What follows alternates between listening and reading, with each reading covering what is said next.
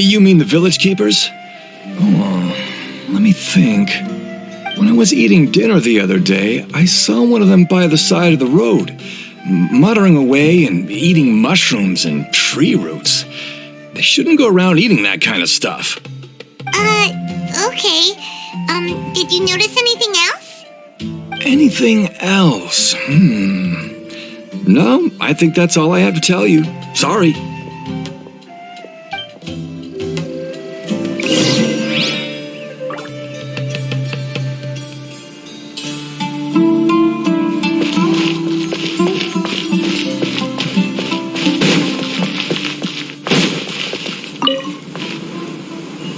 The scholars that have gone missing.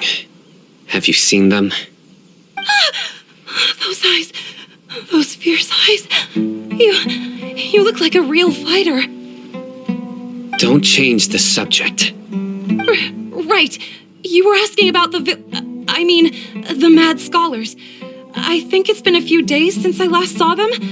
I usually go to bed pretty early, so I'm not too familiar with what goes on at night. But honestly, I feel quite sympathetic towards them. Even though they act a little strange, they've helped me in the past. If it weren't for them, my house would have collapsed long ago. Do you also think Grandpa and the others are good people? Grandpa? Oh, hello there. It's little Isak. You mean that nice man who looks like your grandpa's long-lost twin, right? He was actually the one who protected my house. I saw it with my own eyes. He happened to be staying near my house that day and was doing something with his hands on the ground. It still feels pretty surreal now that I think back on it. Did someone teach them how to do that? Well, whatever the case, I'll always be thankful to him and whoever taught him to look out for others. I'm pretty sure that if I ever went mad, I wouldn't be able to do anything like that. Gotcha. Thank you.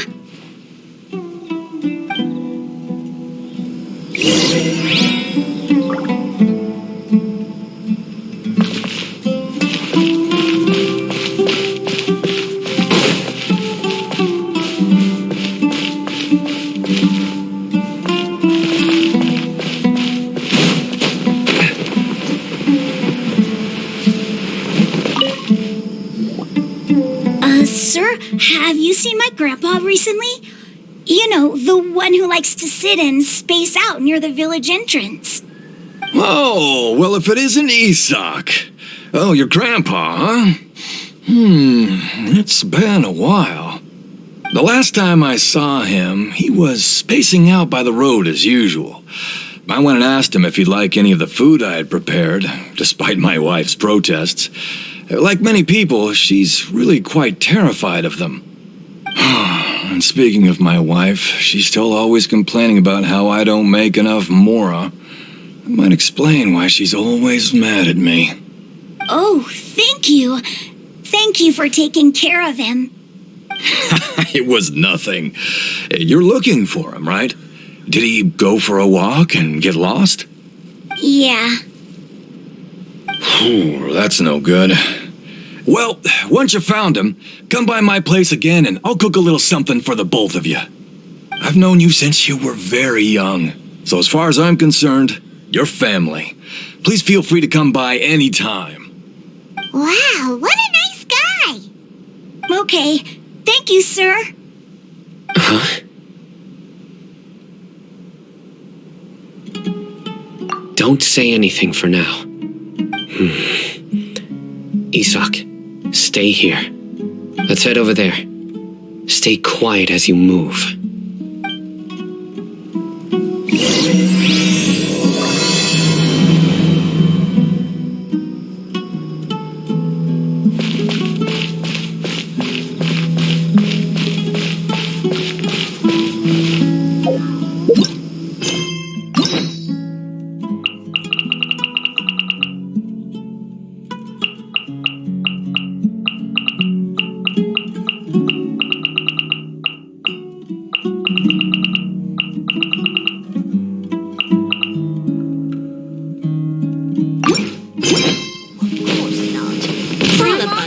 Is King Deshret really gonna come back from the dead? Listen, see if you can make out what they're saying.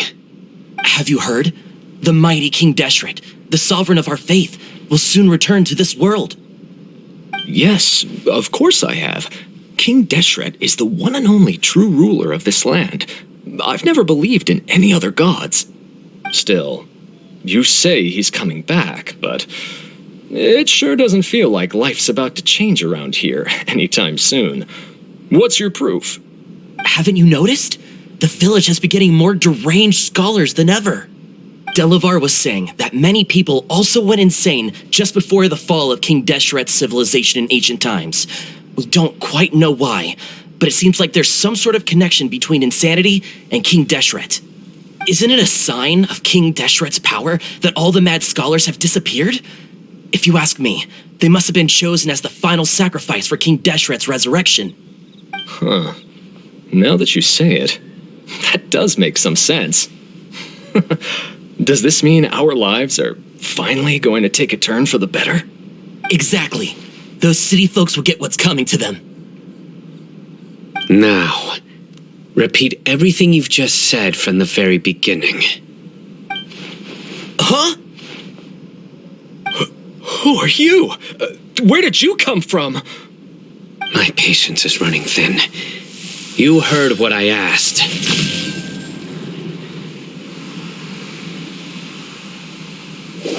Yeah, bro, this guy's something else.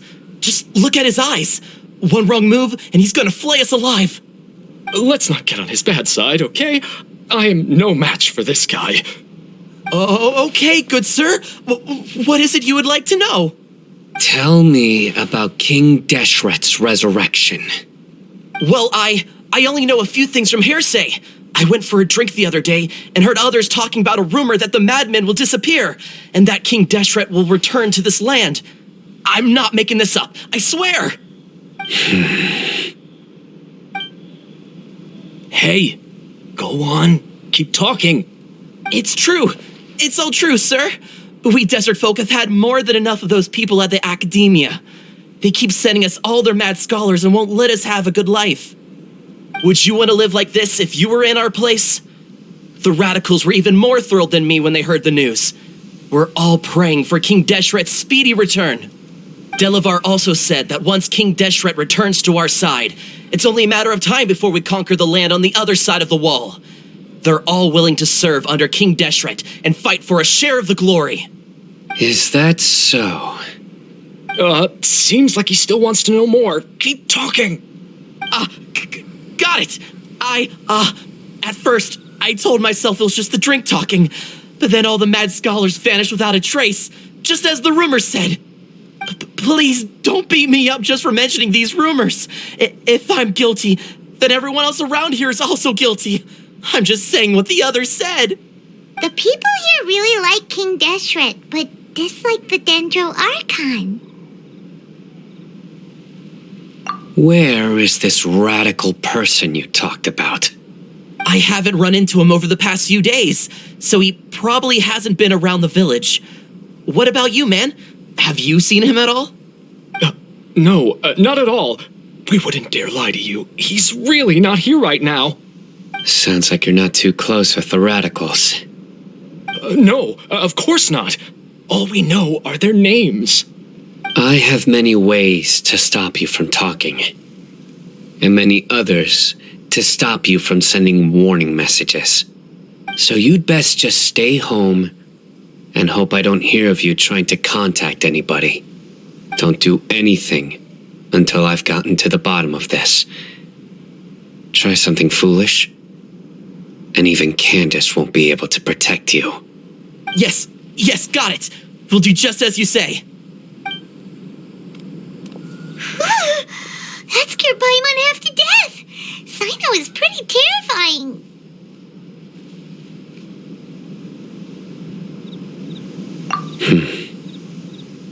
He didn't try to reassure us at all.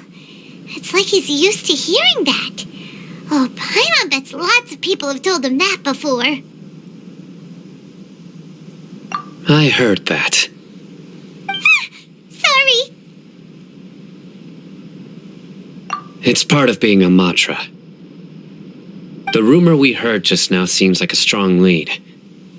but we need to check a few more places. Very well. Isak! I'm here. Where's your grandpa's house? Well, I can take you there.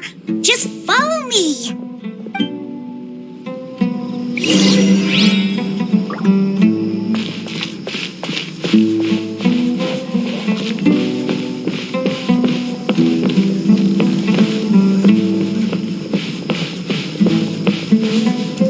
Grandpa, he likes to be alone. Sometimes he stares at the sky in a daze, and other times he just pokes at the ground with his fingers. Every now and then, he yells out at the top of his lungs, so a lot of people are really scared of him. But he's a good person, really. I know he is. I swear, he's just like my real grandpa.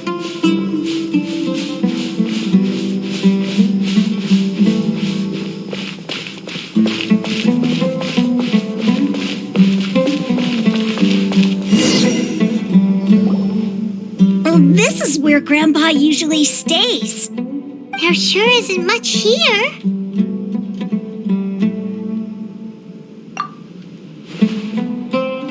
No. Incense? Please don't say it's the same one as before. But are you okay? Are you getting dizzy or need to lie down? There's a scent that you can sense, but I can't. A certain traveler here once passed out from that smell. Thankfully, Tainari saved the day. And then he gave us a long lecture to explain all about how it worked. So, you know Tainari? Huh? You know him too? Are you two friends? Yes. Now that I concentrate, I can also make out the scent of incense. Wait, surely Tainari didn't lecture you too. No need. Did you first encounter this scent at Tainari's house? In the forest. From a scholar.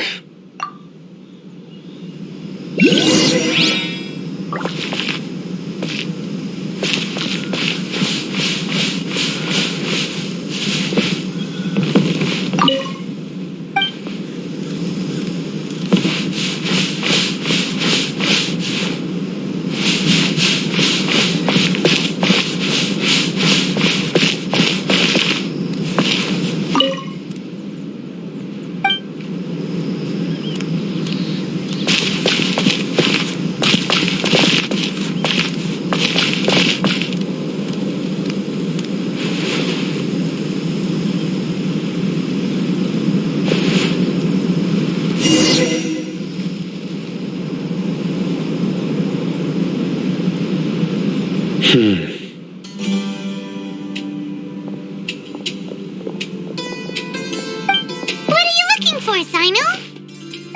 Here it is. Take a look right here. Paimon doesn't see anything. Although the traces have been completely buried in the sand, there are footprints here. From the size and shape, they belong to an adult male. This pattern is a common one from this area. Local shoes. This was probably someone from the village. The scent is quite faint, but still extant. The footprints head in that direction. But who would come looking for Grandpa? He doesn't have any friends. We'd have to ask whoever lured him away with the incense. Huh? So you can lure someone away with just a scent?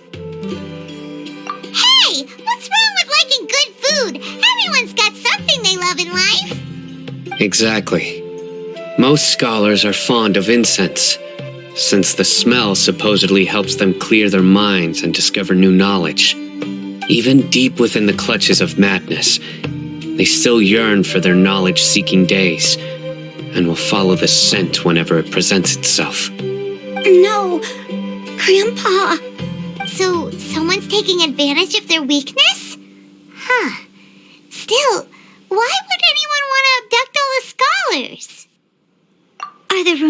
really true? Could the disappearance of all the mad scholars have something to do with the radicals? It's highly likely. Please, you have to save my grandpa. Grandpa's never done anything wrong. Please help him. Sounds like we'd better help get him back. Don't you worry, Isak. We won't let whoever took him get away with it. Let's head to Aru Village and inform Candace and the others about what we learned here. After that, we'll set off to find the scholars.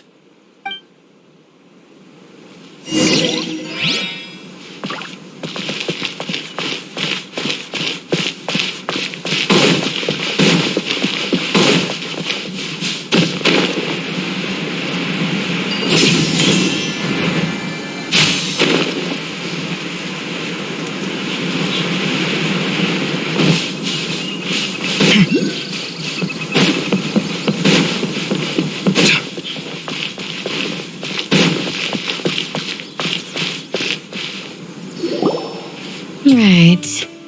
The darker fabric definitely looks a lot better. That'd be my choice, too. We're back, Candace! We've got a lot to tell you. Welcome back. Sounds like everyone's friends already. Oh, Dia's here too! You bet. So, everything goes smoothly? Reasonably. Hatham didn't go with you? We haven't seen him at all. Huh. I saw him around the village entrance earlier and figured he was investigating with you. I guess he must have gone off on his own. Did you find out anything useful?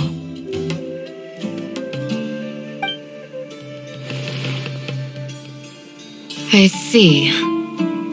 So someone used a kind of incense to lead the exiled scholars away from the village.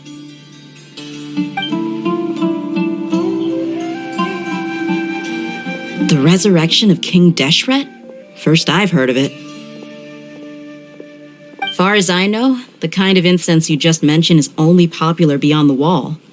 Scholars are fond of it, but as you can see, there aren't many scholars still studying around these parts.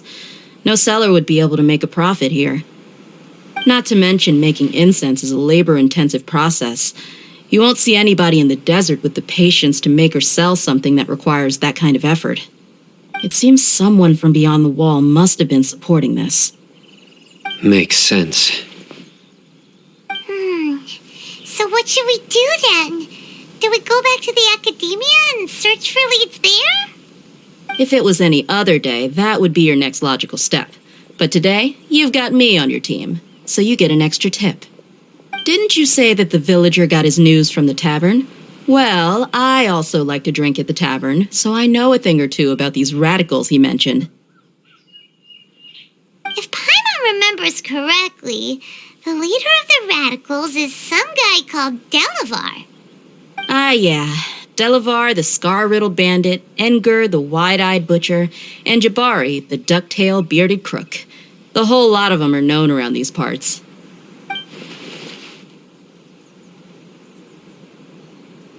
These guys have one thing in common, and that's being broke. The rougher life gets, the more they want to believe in King Deshret. Way they see it, King Deshret's resurrection is their only chance at overthrowing the academia. Throwing all of Sumeru into chaos is the only way to change the way of life here in the desert. Anyway, that's my guess why they've chosen to become radicals. Tia! You're amazing! You really know this place inside and out!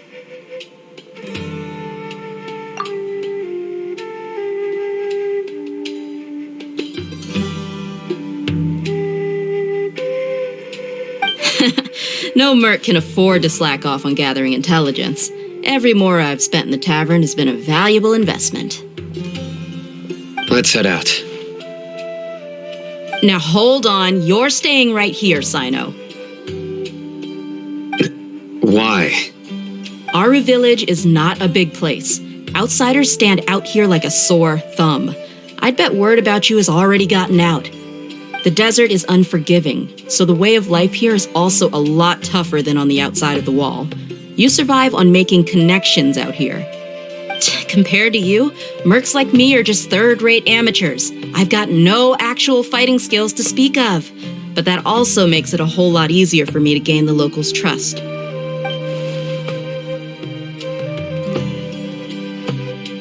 I need to go around and ask some questions, but it'll be difficult if you're with me. Fine. Good, then we've got a plan. The Traveler and Paimon will go to Caravan Rebot with me, and we'll try our best to figure out where the Mad Scholars have been taken. Sino, you'll have to stay in the village and continue investigating on your own. All right, sounds like a plan.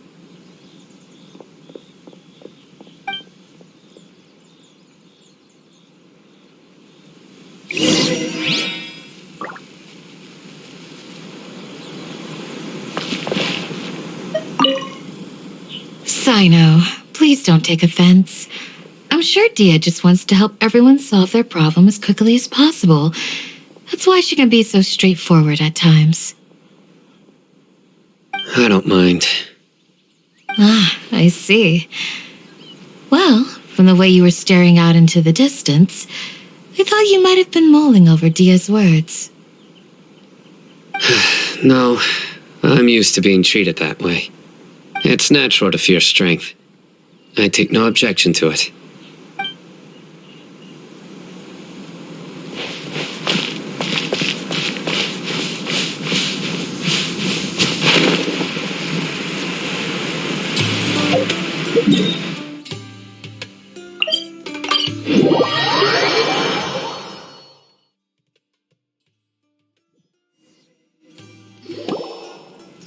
Well, here we are again. Sounds like you're starting to get familiar with the area. Paimon's amazed every time we see the wall of Samiel. How can a wall this tall even exist? It's almost unreal. I know what you mean. I had the same question every time I walked this way when I was a kid. Also, why is this high wall here?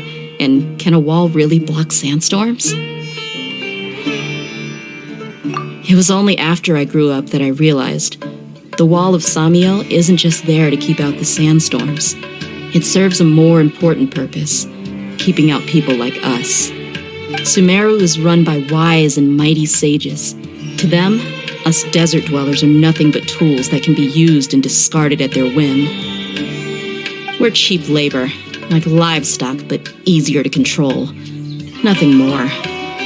Even if a child from the desert got the chance to obtain an Akasha terminal, almost all their requests for knowledge would be denied.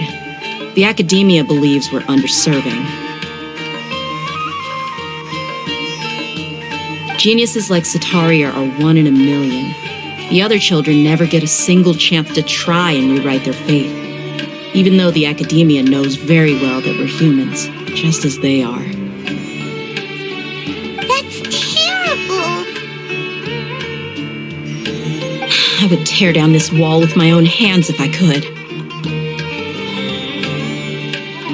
Hey, Dia. You're not thinking about doing anything scary, are you? No, not at all. This place just gets me thinking, that's all. Besides, we're here to procure information, aren't we?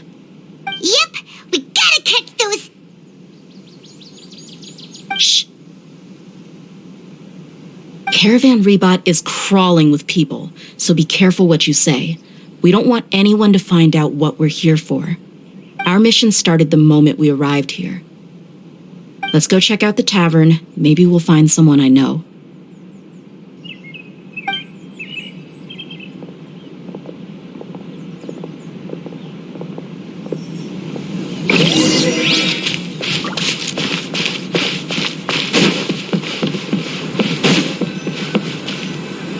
Just our luck. None of them are here today. You mean you don't see anyone you know? Dia, is that you? What a coincidence. You here for a drink too? Zaki. Finally, a friendly face. Oh, and who do you have with you here? Guests from another land?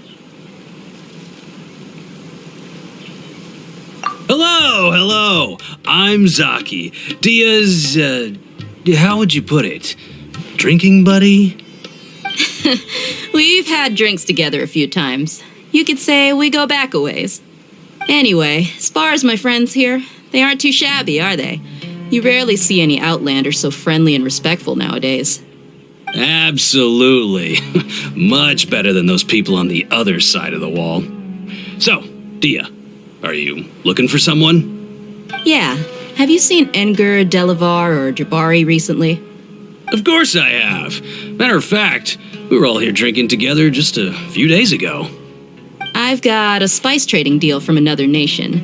I thought maybe Delavar and his friends might be interested. Know where I could find him? Ah, how thoughtful of you. Then I assume you also know that Delavar's been having a hard time making ends meet these days, so you came here to help him out? Hey, keep it down. Let's just say I prefer to keep this deal a secret. Y'all at Caravan Rebot are like family. If there's more to be made, why not do it together? Besides, Delavar and his friends have muscle. They'd be a good fit for escorting the goods. Yes, how considerate of you. Delavar's my friend too, so of course I can take you to him. Come with me.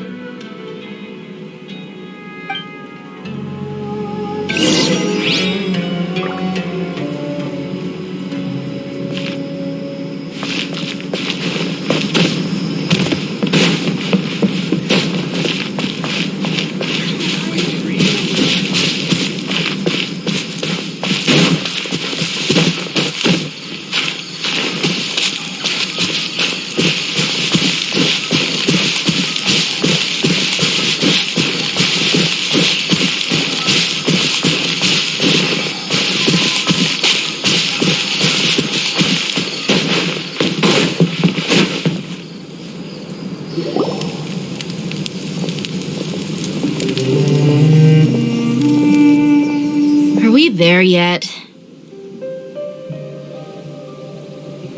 Yep, this is the place.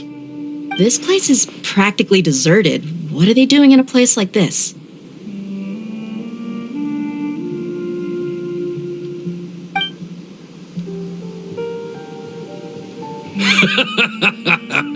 Why don't you take a guess? Go on, a wild stab in the dark. You're like lambs to the slaughter.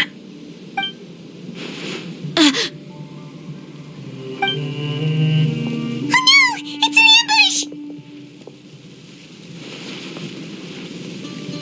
ambush! What's this all about, Zaki? Come on, Dia. You really think we didn't hear about what you said back in Aru village? The boys have kept a close eye on you from the moment you set foot there.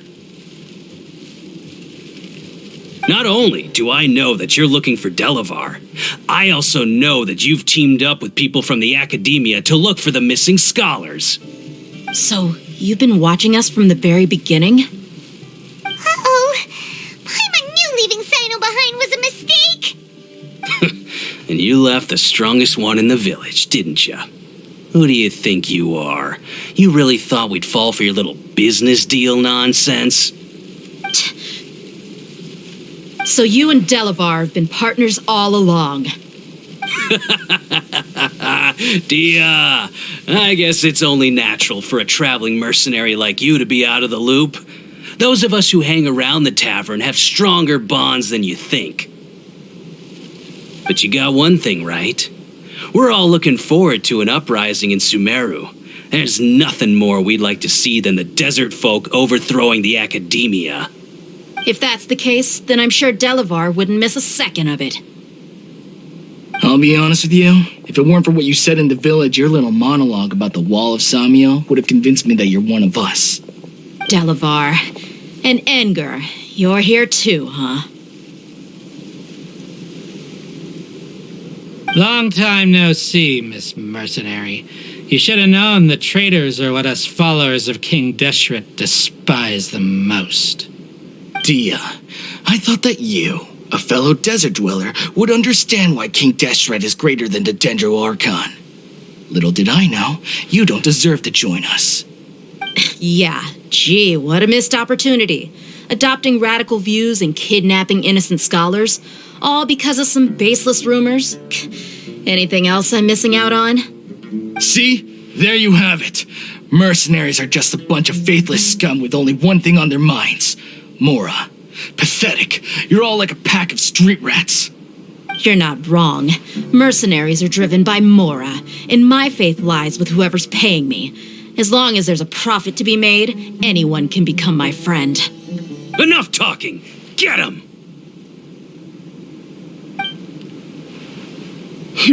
Just as I expected. Let's teach him a lesson, traveler.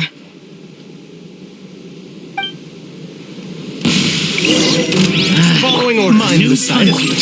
Settle down. Need. Sight clear. The doctor will see. Taking a turn for... Silence! I'll take it.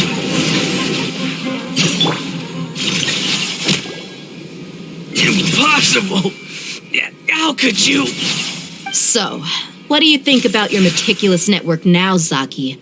How did you say it? It's only natural for a traveling mercenary like me to be out of the loop. I'm guessing your informant told you that I'm just an incompetent merc with no real fighting skills, correct? I mean, that is what I said after all. And of course, you would believe everything he reported. The only thing you know about me is that I'm a mercenary, but you've never seen me in action. Even though you heard we went to handle monsters together, you believed that Candace was the only one doing all the real fighting. That so-called Flame Mane is just a fraud. She admitted it herself. She just uses her connections to gain the trust of others. That's what you thought, right? Ugh. You lied in the village because you figured that we'd have people watching you. And you were stupid enough to fall for it. I figured as much the first time we drank together. You all thought you were so smart. Pathetic. Okay, that should be all of them. Whoa! So you've been planning this since we were in Aru Village? No task can be done without preparation. I just happened to notice a couple suspicious-looking people while you were out investigating.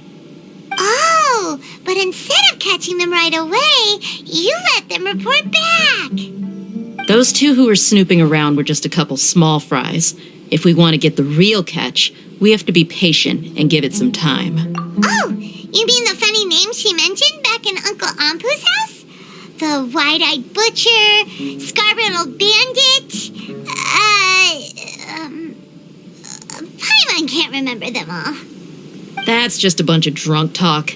Edgar and Delavar like to talk themselves up when they're drinking. Edgar, the wide-eyed butcher, and Delavar, the scar-riddled bandit, are the nicknames they came up with for themselves. Alcohol has a way of making people share what they really think, so Edgar and Delavar are always rambling in the tavern about how King Deshret is a superior deity. What about Zaki? He's just a numbskull who fell right into our trap. Zaki was probably the best hidden of them all. My initial plan was to find Delavar first, and then try to track him down. That's what you wanted to ask when we were at Uncle Anpu's house, right? Jabari is one of the villagers you talked to. You know, the one who wanted to treat Isak and his grandpa to some food.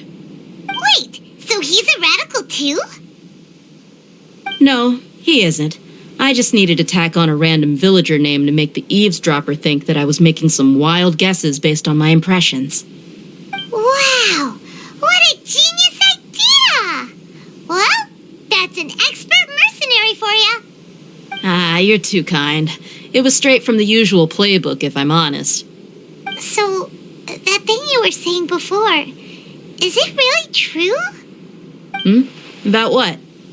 About how mercenaries only care about Mora, and that anyone's a friend as long as there's a profit. Does that bother you? What makes you so sure? Dia, do you dislike the Dendro Archon like the other desert folk? You two are pretty sharp. No, I don't have anything against the Dendro Archon. I've heard a lot of nice things about the Lesser Lord from Dunyarzad. I can understand her devotion and gratitude. Dunyarzad's just an ordinary person. There's no way a god would be so involved in the lives of everyday people unless they were truly compassionate. I've begun to realize that the sages are behind everything that's happened recently. The radicals' blind belief in King Deshret, making the Dendro Archon out to be an enemy. It's all the academia's trickery. But I see through it all. And unlike them, I can never be hostile towards anyone who's never done anything wrong. Dia. Anyway, looks like we're done with business here. Traveler, lend me a hand. Let's tie him up and bring him to the village.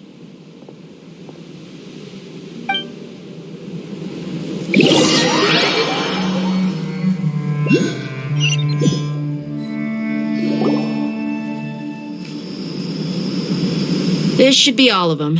I'll let you take it from here. All right. I'll be in touch. Until then, please stand by. Candace, do you need any help? Candace will be okay on her own. I trust her, so you can too. She's been guarding Aru village for quite some time now. If anyone is qualified to question the offenders, it's her. While I'm questioning them, why don't you pass some time by exploring the area? I'll meet you back here tomorrow morning, Traveler.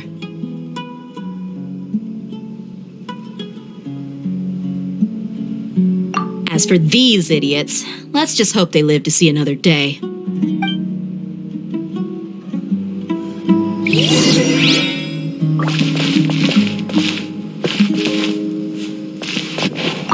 Candace is an expert at dealing with people like this.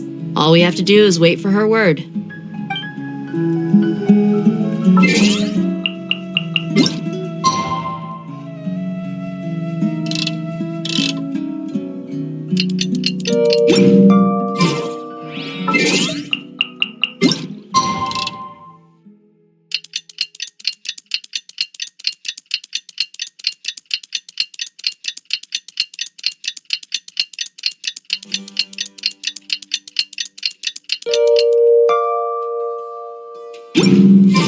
The ability... Hey, Dia! Right on time.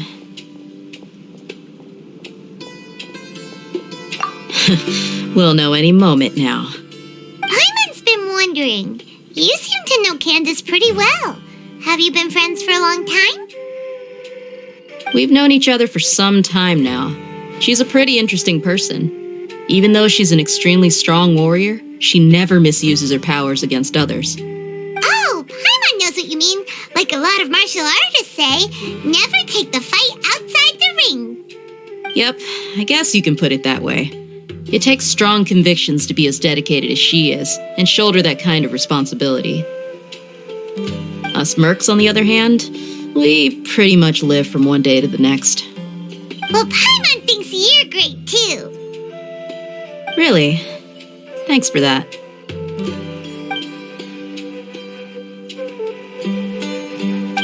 Oh, Sino's here, and he's pretty early too.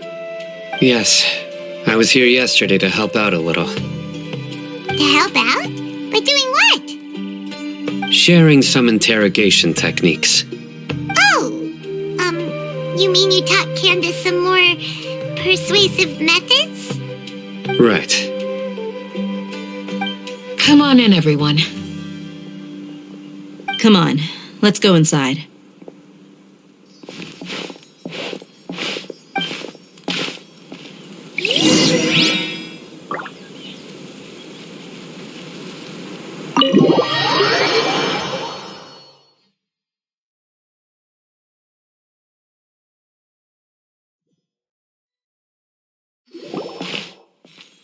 Candace, where? Whoa, you look furious. Do I? Huh. What gave it away? Oh, there's no mask that can hide true bloodlust. Cover up your eyes, and it'll still show itself at the corners of your mouth. Perhaps I need to work on my composure. Still, it's perfectly understandable why I'm angry. I'm sure everyone present would agree. Yes, ma'am.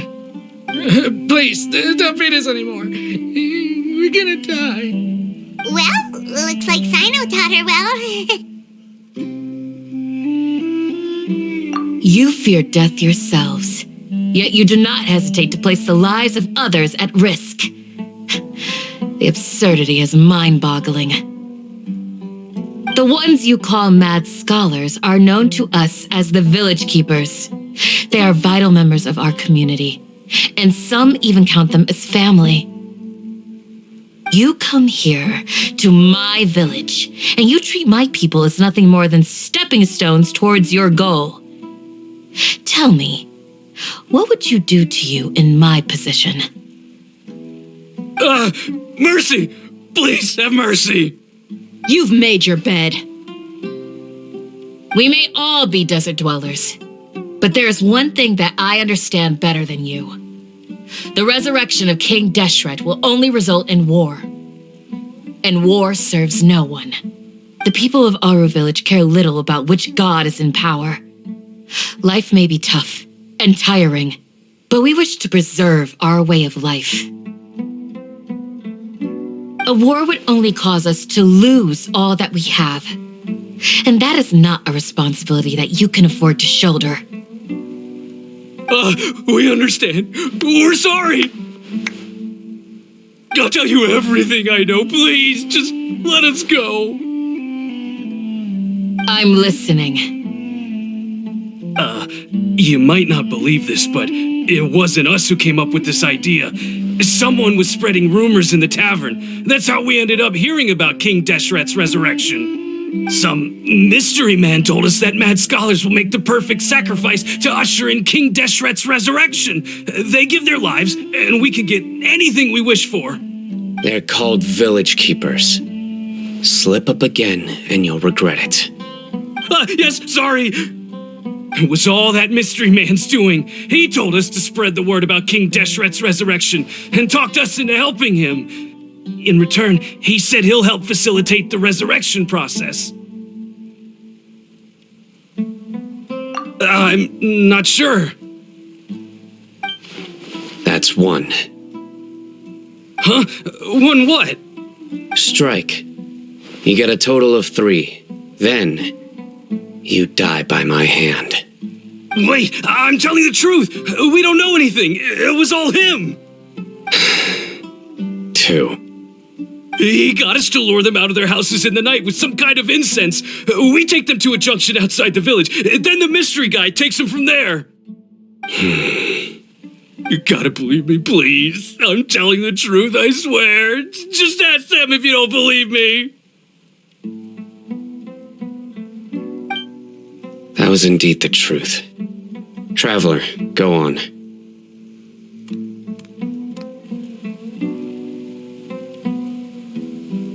You have to believe me. If I knew that, I would have told you his name right away. I'm not risking another beating to keep his secrets. No way.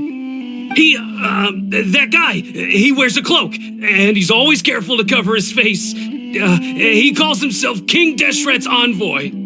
I believe I may know what's going on. Uncle Anpu? What do you mean?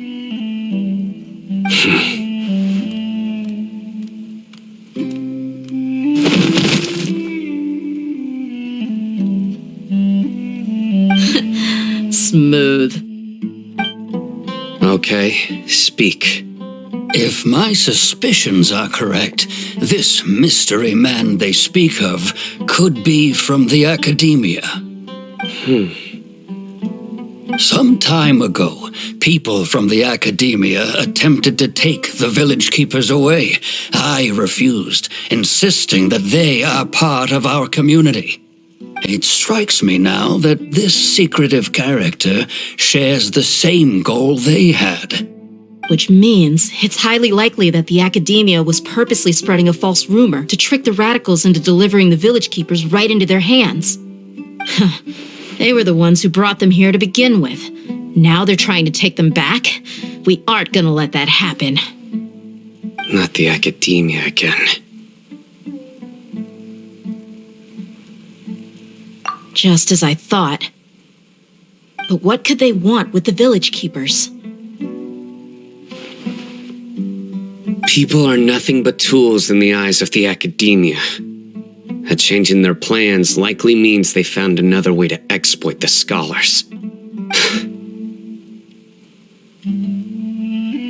Regardless, our top priority now is locating the village keepers. You're right. Isak is still waiting for news on his grandpa. Time to go. Let's leave the village and try to track them down. Yes. Pack up and get ready to leave. You got it. Candace, I'll let you deal with the radicals. Leave everything outside the village to us. All right. Let's meet back here once everyone's ready.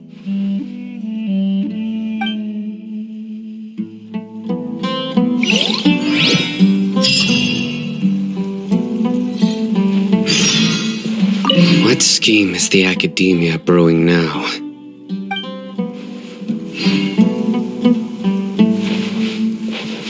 You look worried.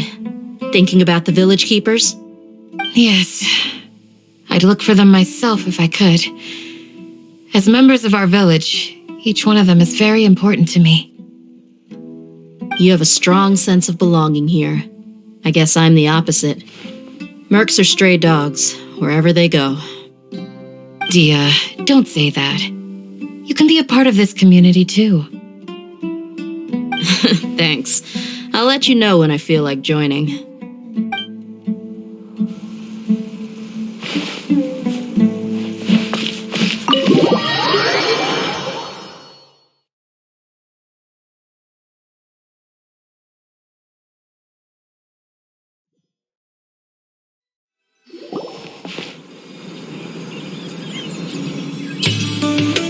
Let's get some food in us and then we'll... Whoa! Where did you come from? Well, as you can see, I am merely sitting here and reviewing what we have deduced thus far. You were gone for ages, and now you're suddenly sitting here musing to yourself? Where have you been anyway?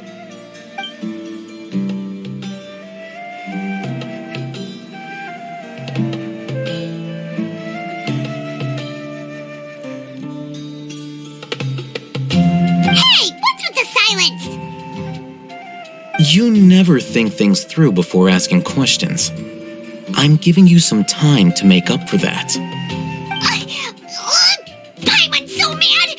Paimon's gonna give you an ugly nickname!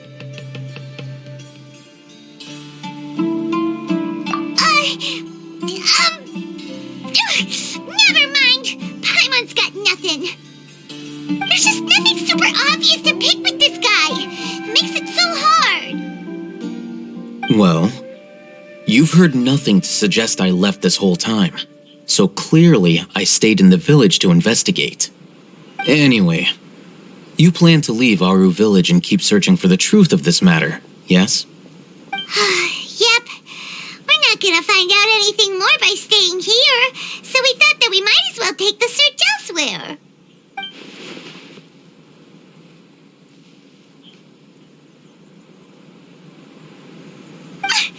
Enough with the silent treatment! No. I'm just surprised that you decided to team up with him. All Hatham, you haven't helped us out at all ever since we arrived at Aru village. Bold of you to question our choices. Yeah, you're all talk. While you were investigating, I had my own work to do, which I've now finished. Really? Paimon doesn't believe you. To be honest, we aren't really a team, so I have no obligation to inform you of my whereabouts. Not to mention that going separate ways allowed me to find some important information that you all had missed. Huh? Right here in the village? Correct. What did you learn? I'm going to take you to someone. But before that, you need to understand where she's coming from. What does that mean? How do you think the residents of Aru village feel about what we're doing? In other words, Do you truly believe every single word the villagers tell us? You mean some of them lied to us? Hiding the truth does not necessarily equate to lying. Again, these people have their reasons. Remember what Candace said? Most people in Aru village don't necessarily care which deity is in charge of Sumeru. That's because whether King Deshret or the Dendro Archon has power is of little significance to them. By contrast, the perils of their daily lives are ever-present concerns. They won't simply share everything they know with you without good reason. That's why you believed there was no further information to be found in this village. Glad you're following along. Among those you have talked to, there's someone who was consciously keeping you out of the loop. In fact, she's been observing your every move since you arrived. The reason being, to someone who only wants to live their life in peace, any external factors introduce unpredictability into the equation. Those eyes, those fierce eyes. You look like a real fighter. Don't change the subject. It's quite obvious that she's intimidated by Sino's authority and strength. Right. You were asking about the mad scholars. She corrected herself mid-sentence because she's aware that there are King Deshret fanatics in the village. If she sounds too friendly towards the village keepers, she could easily make herself the radicals' next target. I think it's been a few days since I last saw them. I usually go to bed pretty early, so I'm not too familiar with what goes on at night. Remember? She made a point of denying her involvement in anything that occurs at night. But honestly, I feel quite sympathetic towards them. Even though they act a little strange, they've helped me in the past. If it weren't for them, my house would have collapsed long ago. After speaking to the village chief, it became clear that the village keepers had protected Aru village at night. In other words, the young miss was very much awake during that time. Then why would she lie? By getting involved with an outsider, she risks drawing unwanted attention to herself. As for why she might be so wary about all this, maybe you should ask her. I'll pass on this one. You said that she is afraid of me. If so, it's best if I stay out of this. We're on it!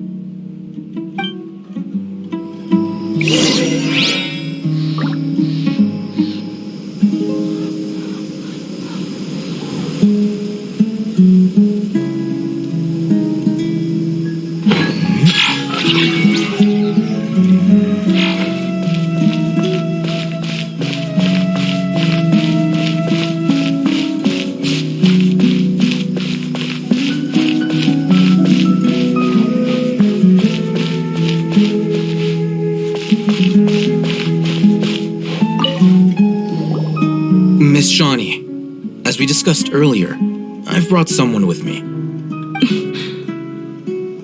Mr. Alhaitham, I'm aware of where you stand, but how can I make sure that your friends think the same as you?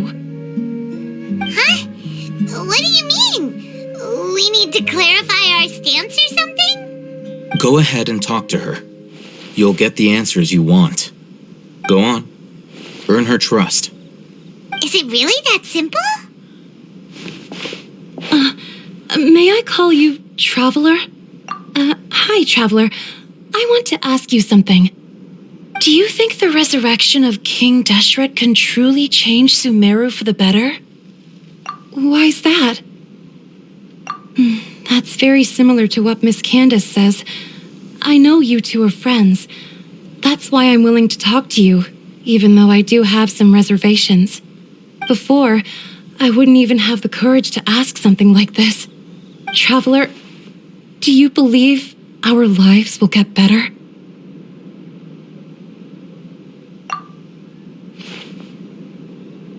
Yeah! We came here from another nation, so it isn't wrong of you to be weary. And we aren't really residents of any one nation. But even so, We've met lots of people from different places, and we've always fought for what we believed in. We have friends in Sumeru, and we want to help them. That's why we decided to stay here for a while.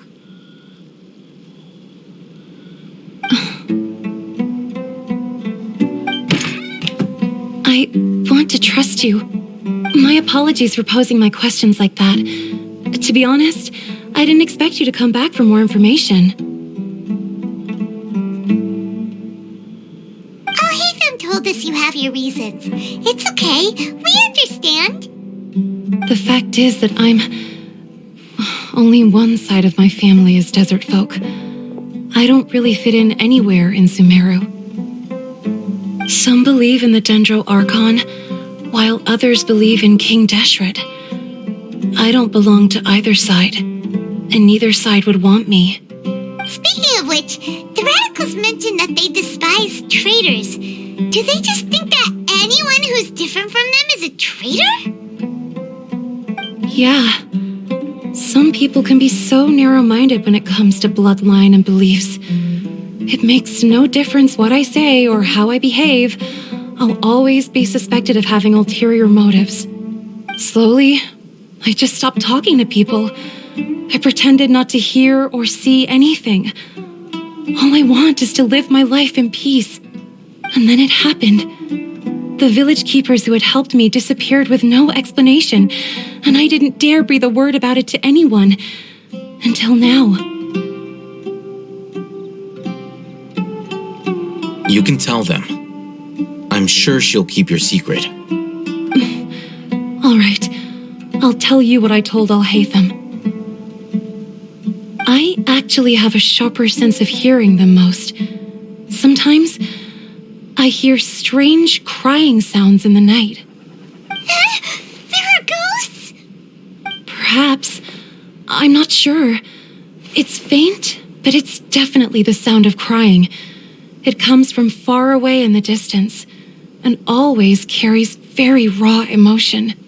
It used to be louder and more frequent, but ever since you arrived in the village, it doesn't seem to happen as often, and when it does, it's much quieter. I have to focus really hard to make it out. I confirmed this with the guards on night duty. They also have someone with a good ear, and he's heard similar sounds at night. But, because we're in the middle of a desert, he would rather believe that they are the cries of beasts than ghosts.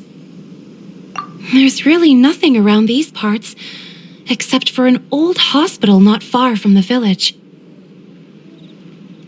I think they used to use it for treating Elazar, but it's been abandoned for years. Yeah, let's go!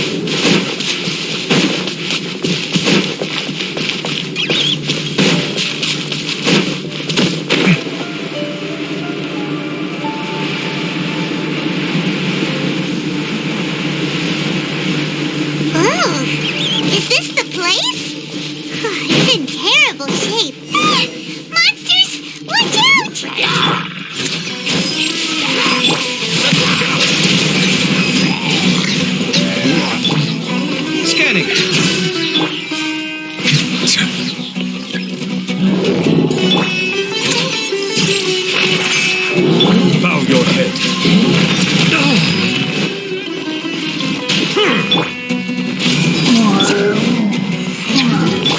Sight clear.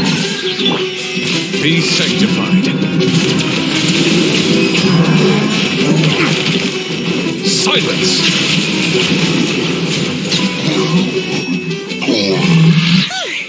They were easier to deal with than Paimon had expected. Super strong bandits? Or monsters taller than buildings dropping out of the sky? Or, something like that. He looks super serious. we gotta stay on our A game too. This is the one.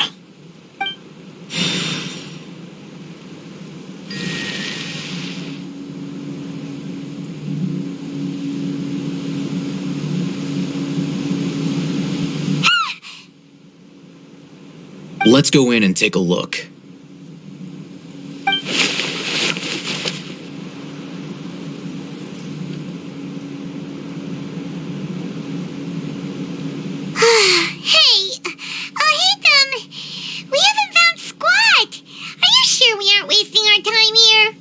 Patience. Shawnee says she only hears the crying at night. We have time to burn. Until then, I'm taking a break. And just like that, he sits down. Wait, he even brought a book to read? What are you reading? Let Paimon see! Okay, sure.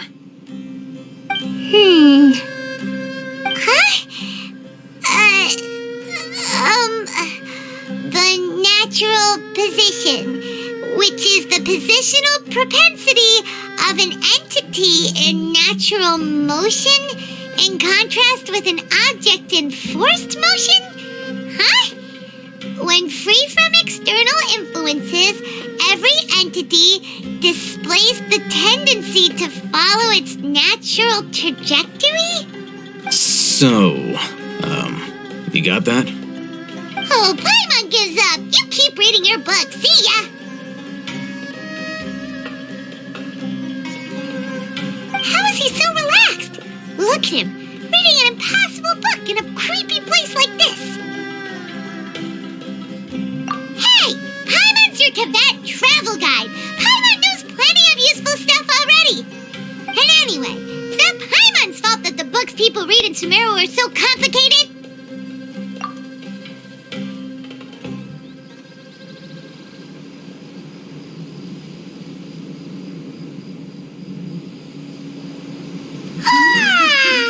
Paimon's getting so sleepy. Huh? What was that sound? There it is. It's coming from that direction. Is the sound coming from here? Huh. Paimon's not seeing anything.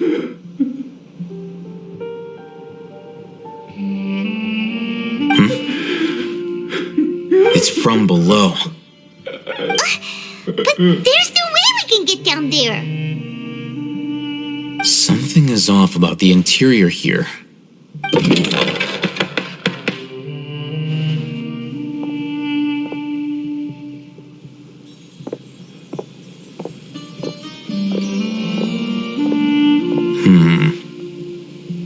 As I thought, there's a hidden structure. Wow. It's like they tucked another hospital into this one. Oh, it looks like there are other mechanisms around here. Let's keep exploring.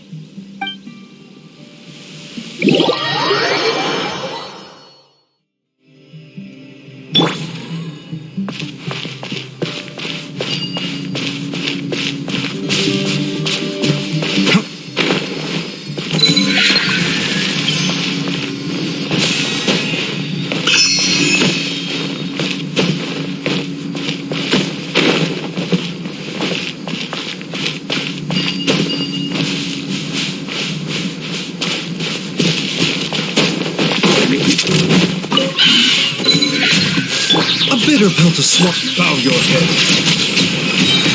Justice is blind. Come at me. Ha. Scanning. Settle down.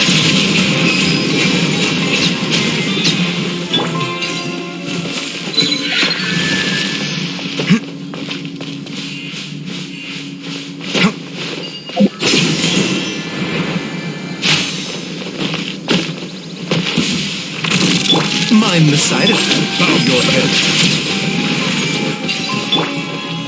Sight clear!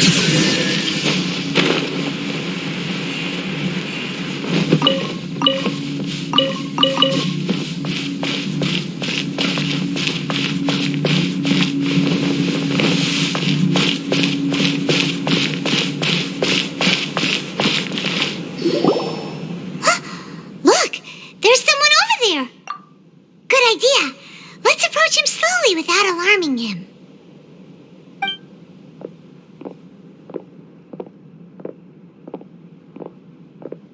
Wait.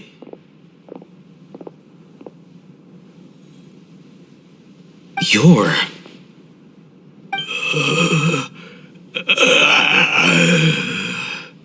He can't speak, and his eyes are unfocused.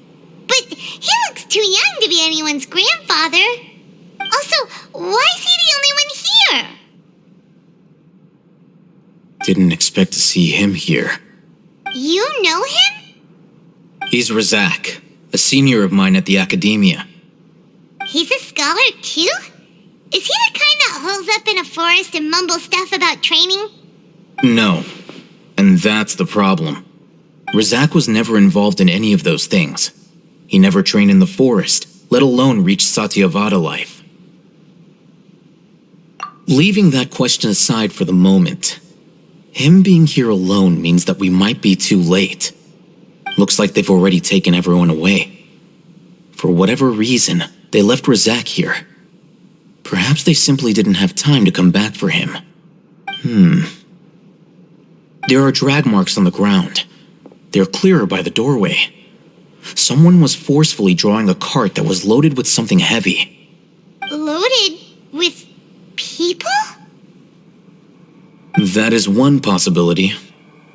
It looks like they were in a hurry, as if they were afraid of being caught. In their haste, they failed to notice Razak hiding in a corner.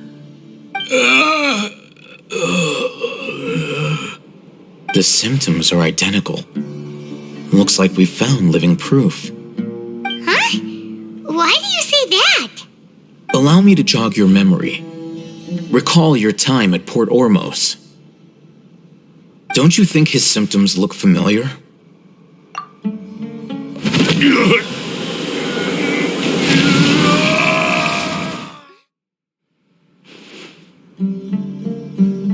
Oh! Now that you mention it, they're acting the same way! Correct. The Academia is behind all of this. It isn't difficult to deduce their rationale. First, the Academia spread a false rumor of King Deshret's resurrection, emphasizing the role of the village keepers, the mad scholars who were exiled to Aru village. These rumors were all the persuasion that the radicals needed, and those based in Aru village leapt into action. Unbeknownst to them, of course, through rounding up the scholars, they were actually helping the Academia. As well as being able to exploit the radicals for their own ends, this scheme has one further advantage to the Academia. All the risks and responsibilities are offloaded onto King Deshret's followers. Life for the desert dwellers has been brutal ever since King Deshret's death all those years ago. Beneath the surface, feelings of desperation are widespread. Many would give everything they have for the prospect of something better. Anyone looking to exploit that for their own ends simply needs to make a few empty promises. Even if complications arise, people will see that those involved are all followers of King Deshret and look for no further explanation than differences of belief. A deep-seated mistrust of the desert and everyone in it by the rest of Sumeru will make sure of that. The notion of an Academia plot wouldn't even cross their minds. It may seem like a simple strategy, but it is able to work wonders under Sumeru's current circumstances. Oh, that makes a lot of sense. It's in line with the village chief's theory, too. But there's still one very important question. Wasn't it the Academia that brought the scholars to Aru village in the first place? Why does it want them back now? Throughout this process, one thing has changed. The scholars' identity. First, they were scholars. Then, they became lunatics. After that, they were exiles. And finally, they become missing persons. An exile is still patently a living, breathing human being. But when someone becomes a missing person, that is brought into question. If you can't find someone, you have no way of knowing what exactly happened to them. That makes missing people an ideal resource. Resource? For what exactly? One possibility is that the information in their brains could be extracted into knowledge capsules. Extracted? You mean canned knowledge comes from people's brains? With the technology of the Sumeru Academia, it's entirely possible.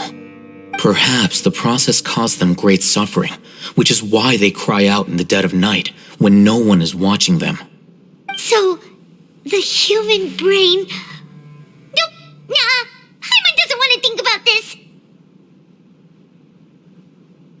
I'm the Academia scribe, after all. I'm familiar with their projects. Anyway, judging by Razak's state, the contents of a divine knowledge capsule were extracted from his mind. But something went wrong in the process. Or perhaps his curiosity got the better of him, and he used such a capsule for himself. Paimon's a little confused. Can they just use anyone's brain?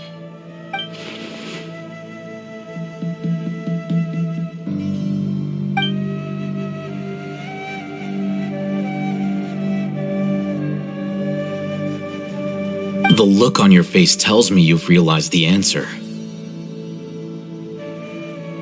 That's right.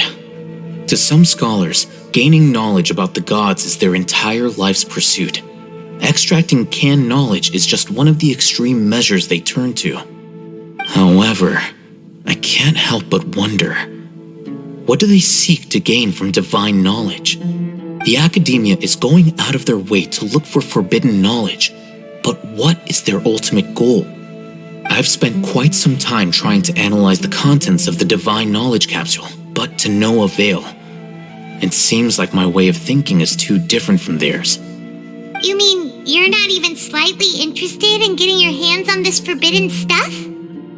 All scholars seek to expand the horizons of knowledge, but I'm not particularly interested in gods, so I don't share their degree of zealotry.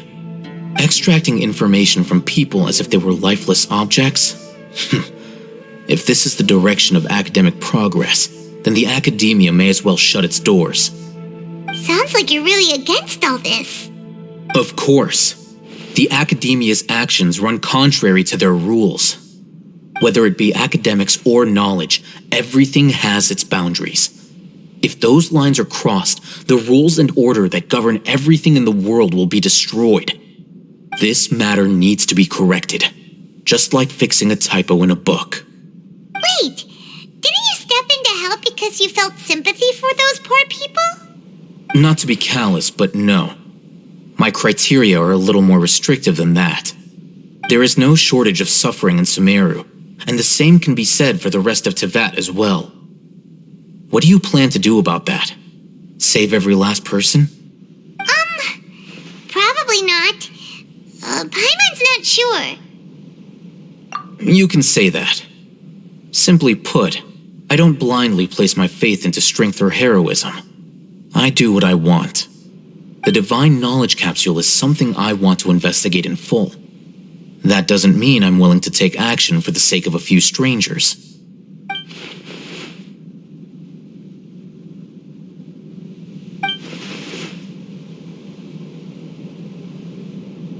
Paimon's been wanting to say this for a while.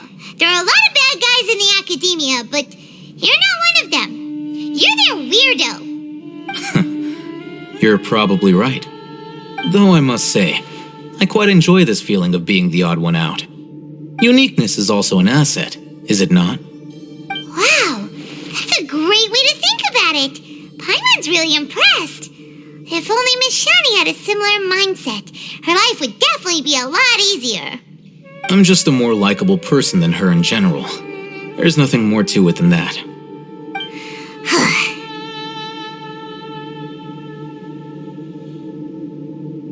He won't last long if we leave him here. Let's take him with us. We'll work out our next step after we return to Aru Village.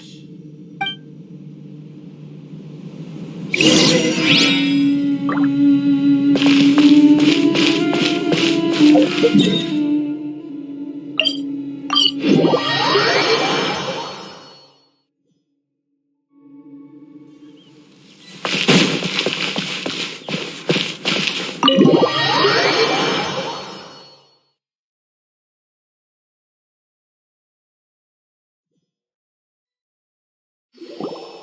back!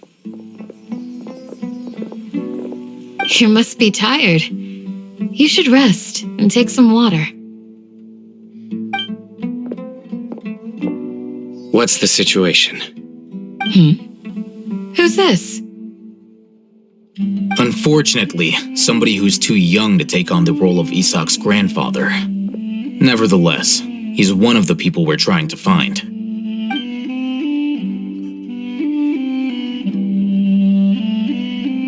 So, at one point in time, the abandoned Elazar Hospital served as the Academia's site for extracting divine cant knowledge. Yep, pretty much. Their plan must have been implemented at some point before we arrived at Aru Village, since divine cant knowledge has been in circulation for a while now.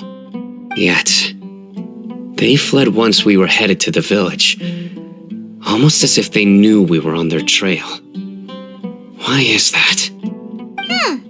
Yeah, why is that? We may have a mole in our midst. One of us could be secretly revealing our whereabouts to the Academia. Huh? Are our friendships that shallow? Looks like none of you have realized wherein lies the issue. Sino, you're the reason why they can predict our movements. Wait, what's that supposed to mean? Choose your next words very carefully. It is simply a logical inference. I have my reasons.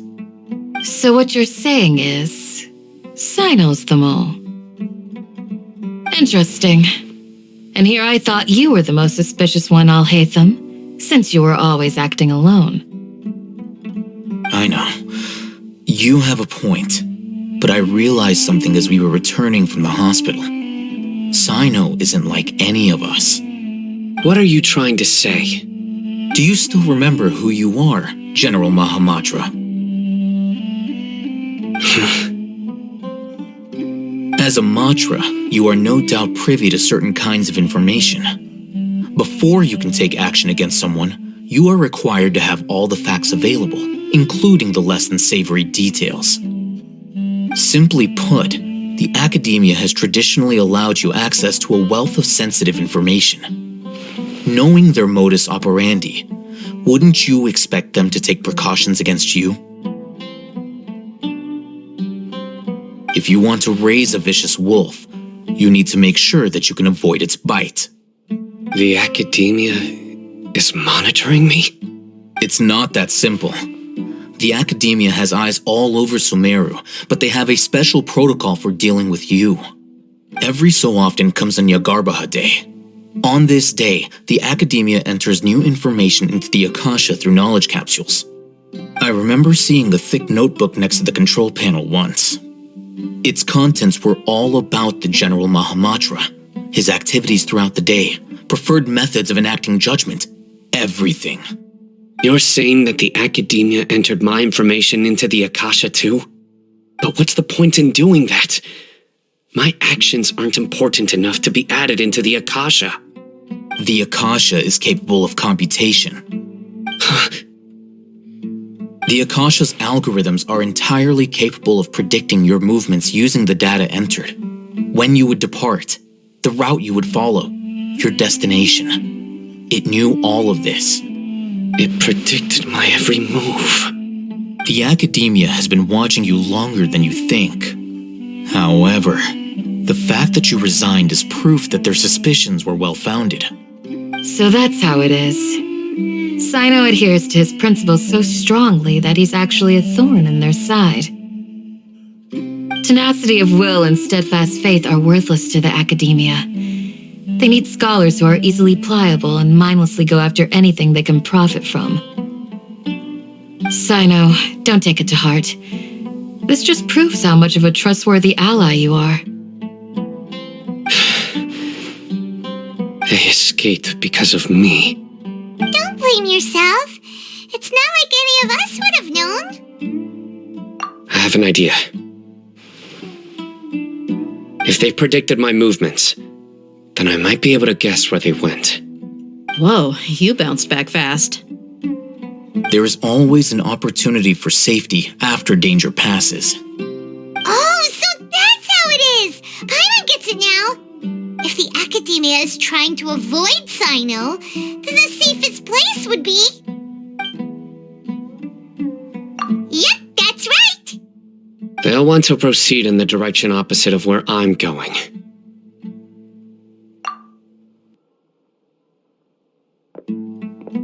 I must go. There's also something I want to investigate. Let's go, guys! After him! Please, wait! I want to go too! You want to go too? If so, you have to promise you'll stay safe. I want to find Grandpa. I promise I'll be careful and not cause any trouble. Everyone, I leave them in your hands. Yay! Let's go! Remember to pack some food with you! Paimon feels like we're missing someone, though.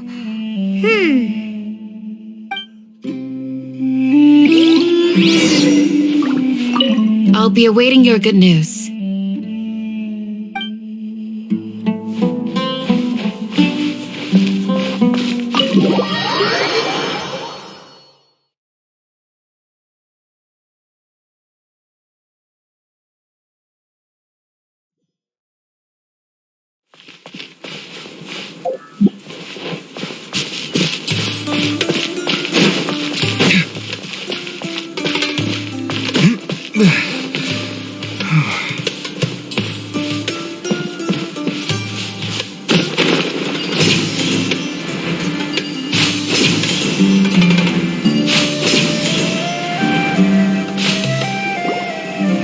So, where do we go from here?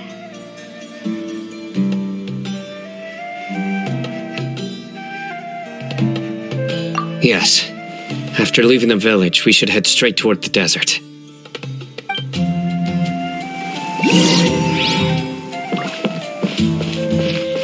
I know the desert like the back of my hand. Is that because you play here a lot? Yep. One time, Grandpa almost got lost in the desert, but I was the one who brought him back. There's something here. What's this? It's buried in the sand. Looks like we'll need to roll up our sleeves and do some work. And Paimon thought running around everywhere was already enough work. Okay. So, we have to dig it out? Whatever's down there, it looks like it's buried really deep.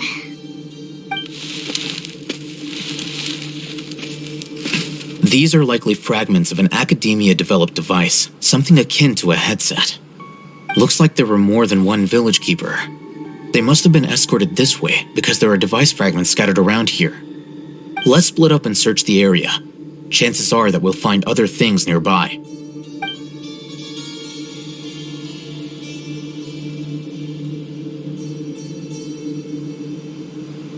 Is this what we're searching for? It looks kind of scary. This is definitely a device used to extract divine knowledge. How did it end up buried in the sand?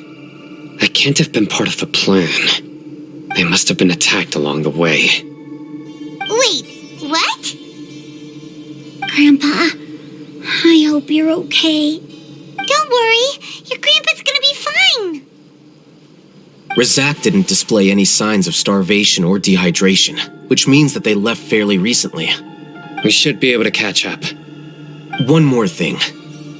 Given that the device had been entirely covered by sand, I believe the attack must have happened prior to the sandstorm.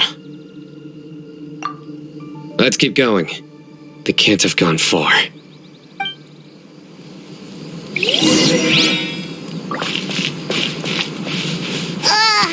but running on sand is so tiring.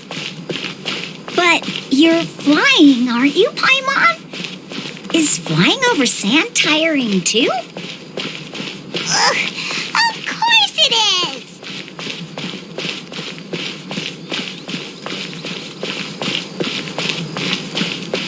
Voices, over there. That sounds like an argument. Whoa, you have really good ears. Don't get any closer. They'll notice us. Dia's talking with the Eremites? Very interesting. Let's listen in. If you had informed me sooner, there'd be plenty of room for us to... You're one of us. We would never lie. Scholars. You don't know as much as I do. Need me to... I knew it. That's our Dia. Dia? Why would you... Dia! Hey, what are you doing? Huh? Didn't you say you'd help me find Grandpa? Why are you on their side? Well, look who's here. Ain't that something? This complicates things. You've betrayed Aru village. So, this is the great General Mahamatra. Dear, you'd be better off as my assistant than hanging around with this motley crew. Seen for yourself, I have the means and methods, and my ideals are far more admirable than theirs. I'm not the type that's easily swayed, Raman. You of all people should know that. Wait, what's going on, Dia? Whose side are you on here? Shut it, Paimon. It doesn't matter. Whichever side you pick, nothing can deter us from the grand mission of resurrecting King Deshret. Once our Lord of Old returns to this land, we will have a new beginning. Face the facts, Raman. It's not gonna happen. You should understand that more than anyone. Have all your years as a merc taught you nothing about placing hopes in a ruler?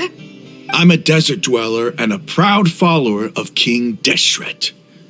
Whether I live by the edge of the sword or in peaceful comfort, my soul will always carry this conviction.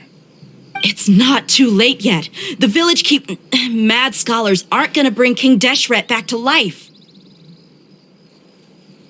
You don't understand, my dear lady. Pursuing our faith is our purpose in life. Even if the chance of success is 1 in a million, we must be willing to give everything we have. Even if it'll expose you to the academia? Even if they end up disbanding the Eremites? Your Eremites, which you've worked so hard for all these years? Yes. We've waited a long time for this day to come. The sun and the moon no longer shine here. All you see now is cracks in this desiccated land. But fate has finally dealt me a hand to play against the academia. With these scholars in our custody, we'll stomp the academia's forces and fight our way beyond the wall of Samiel. Ridiculous. Think about it. The academia controls the entirety of Sumeru. Your powers are negligible in comparison. If you still don't believe me, then try asking these 2 men. They're also against the academia, but neither of them are as arrogant as you are. They look more like pawns of the academia to me. Why would I listen to anything the people of Greater Lord Rukkhadevata have to say? Filthy traitors. Your god abandoned all honor and betrayed King Deshret. We desert dwellers will never trust the likes of you. It's impossible to communicate with someone so hostile. Perhaps we should. Do you really believe that by kidnapping the scholars, you'll be able to negotiate with the academia? These people have no value as bargaining chips, but I could be persuaded to take their place as your next hostage. These scholars were exiled from the academia. I, on the other hand, am their current scribe, and will be a much greater asset to you. Wait, you can't be serious. So, you want to trade places with the hostages, do you? Precisely. Any wise person would gladly accept my offer. What are you Well, that would be bad luck for me. However, I'd get the chance to observe the scholars, perhaps even find out the truth. Think you can talk me over with that confident look of yours? I'm not trying to persuade you. I'm using this as a means of joining forces against the academia. You are the scribe. What do you have against the academia? Not all desert dwellers believe in King Deshret, and the same applies to the academia. Why must all knowledge seekers approve of the academia's way of doing things? You academia scum! Every last one of you is nothing but a hypocrite, just like everyone else on the other side of that wall. I've made myself clear enough. I won't listen to another word from the Dendro Archon's people. Not so fast. I'll hate them. Do you stand by everything you just said? I never make empty promises. You know you're making a dangerous decision, right? I do. Good. Raman, hear me out. These people are my friends. Maybe you can't take the followers of the Dendro Archon at their word, but what about me? Do you trust me? We've known each other for years. Of course I do. In that case, I'm willing to vouch for their honesty with my right arm. Come on, Raman, don't be a coward. If you're serious about taking on the academia, you need to steel yourself. You can't be afraid. An arm from the Flame Mane. You've piqued my interest. But what if you refuse to oblige? What should I do then? No one's a fool here, Dia. We're mercs. And mercs don't tend to live long unless they have their wits about them. You're not wrong, but this is different. I promised my friends that we'd bring back the village keepers together. Let's do it right here then. Give me your right arm as proof of your resolve. Don't listen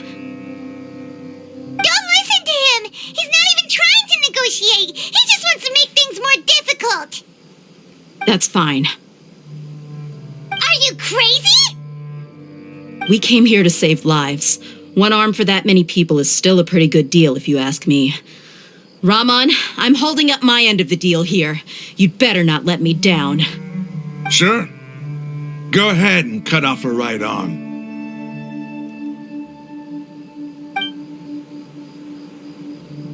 No! Dia! What are you gonna do? Think of something! You don't have to go this far. That's not for you to decide. Do it! Dia! Run!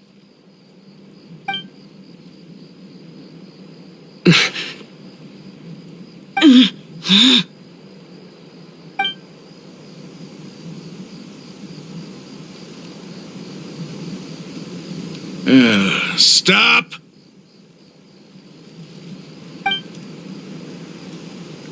What's wrong? Can't do it? Flame Mane, you and I are both desert folk. Cutting off your arm is no different than cutting off my own fingers. Where's the sense in cutting my own kin to pieces? You've shown me that you're serious. Go on now, take your friends and leave. Meet me in the desert at noon tomorrow.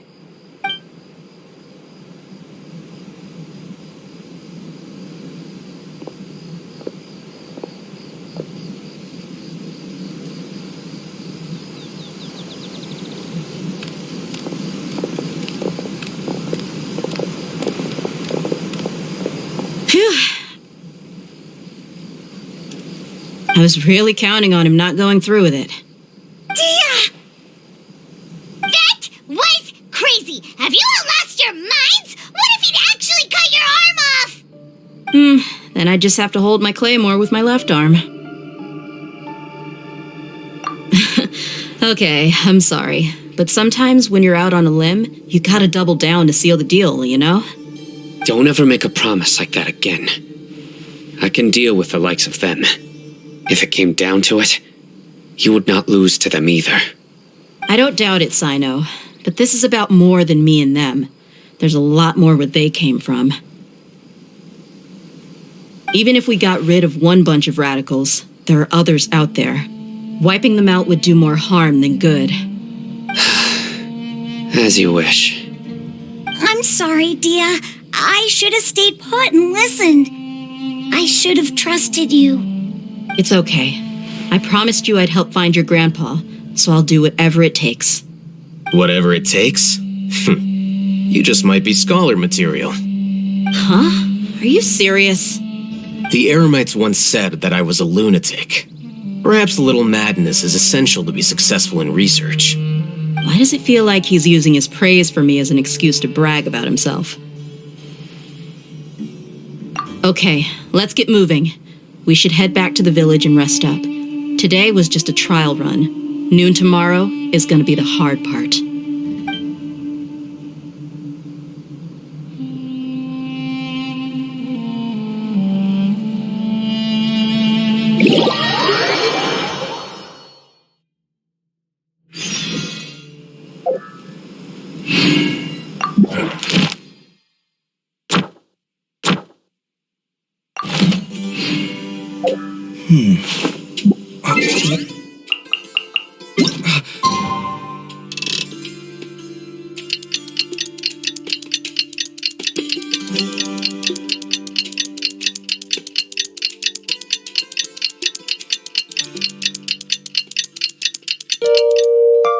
Where's my key?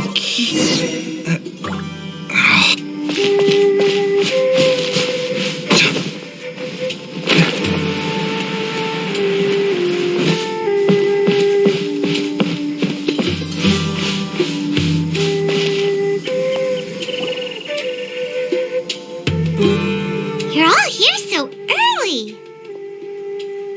Looks like we have everyone here. Isak, are you sure you want to come with us? I'll watch from a safe distance. Dia, I want to be there to bring Grandpa home. Okay, let's go then. Dia, wait. What's the matter?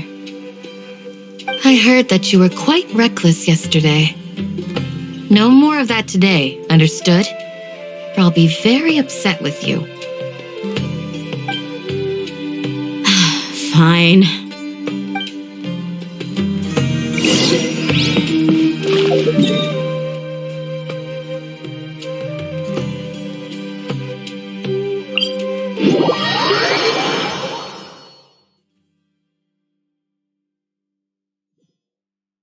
This isn't my first trek into the desert, but I can never get used to the heat.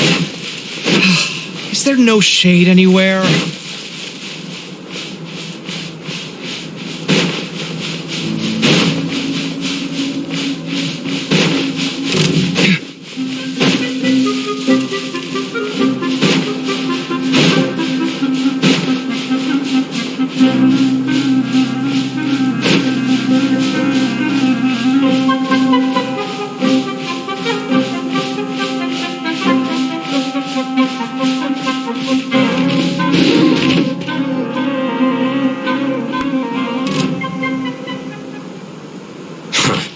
They got here before us. Uh-oh. Is it because Paimon overslept by 5 minutes and held everyone up? Is everything ready? Absolutely. Although, you brought fewer people than I imagined. Bring him over.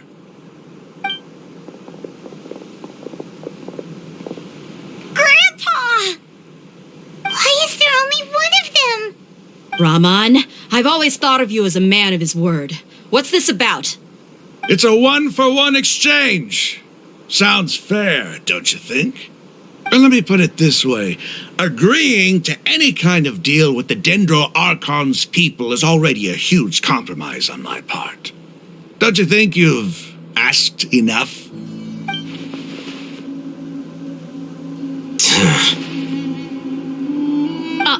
You stay right there!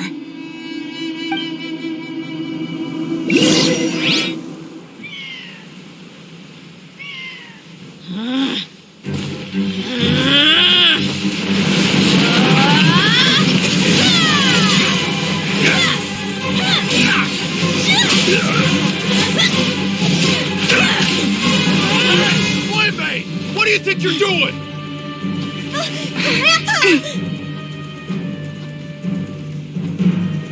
Don't you see this blade here? You coward! Why are your hands shaking? Wait a second! It's a earthquake!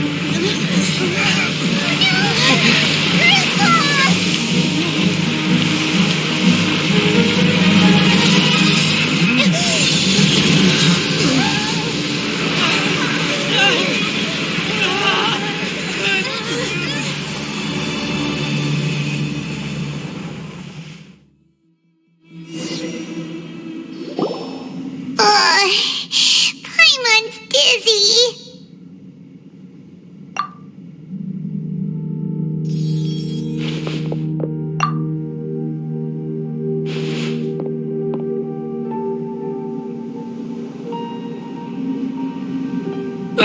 This day's going just great.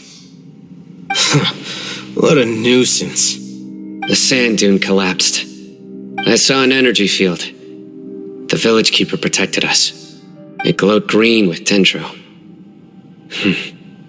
Just like you said, it may well have been the remains of Lesser Lord Kusanali's power inside the scholar's body.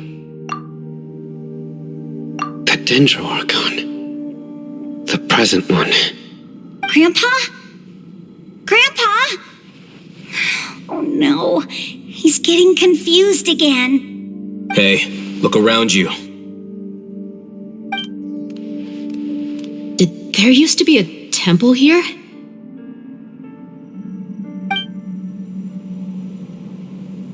It seems that when the sand dune collapsed, it exposed these underground structures. The symbols on the gate belong to King Deshret's civilization. This structure must be ancient. Over time, the sandstorms completely buried it and left it in the state we see now. It could have been an underground palace in the distant past.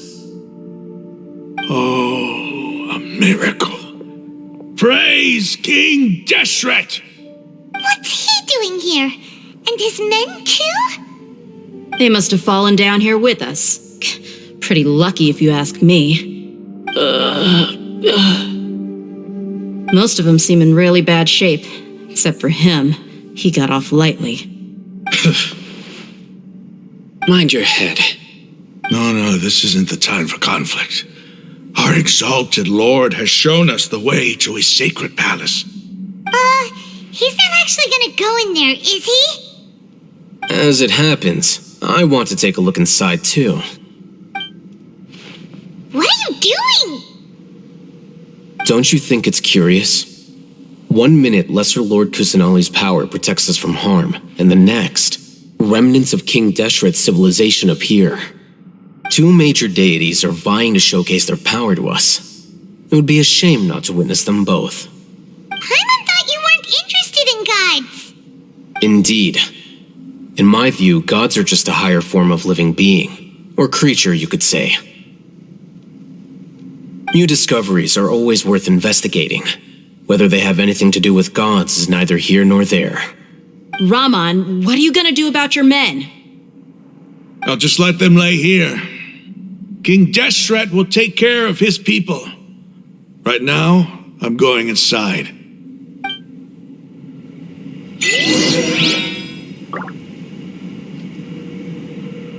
Scanning.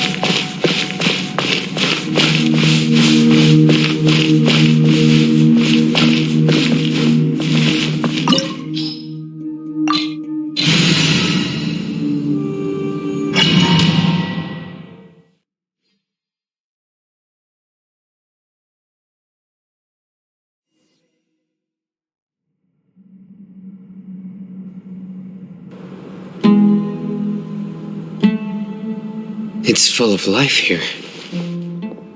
This defies comprehension. It looked completely desolate from the outside. Yet, it flows with energy inside. Yeah, and there's so many plants. It's so pretty. Sir Rahman. Huh? Me? Do you see another Rahman here? Are you mocking me? What do you mean, sir? Interpret it however you want, but there's something I'd like to draw your attention to. While this structure is clearly left over from King Deshret's civilization, the energy that flows in here is that of the Dendro Archon. Whatever you say.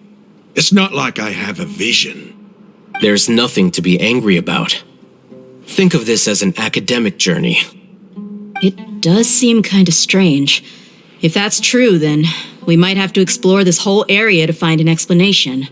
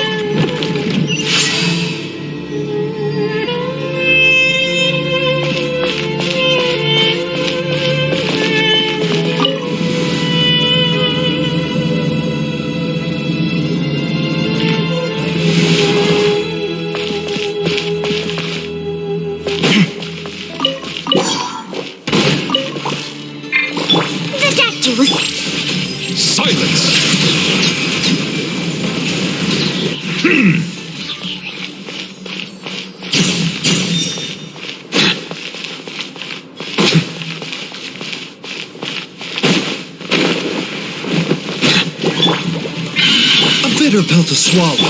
Bow your head. The tides beckon.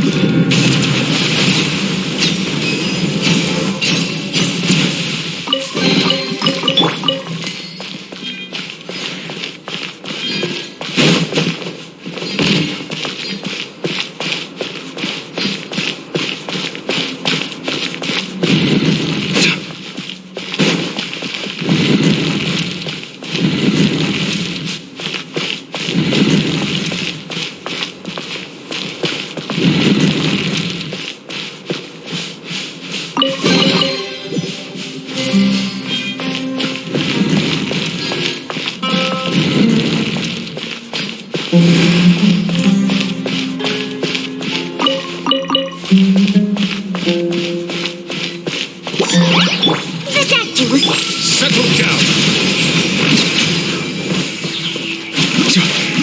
Come at me.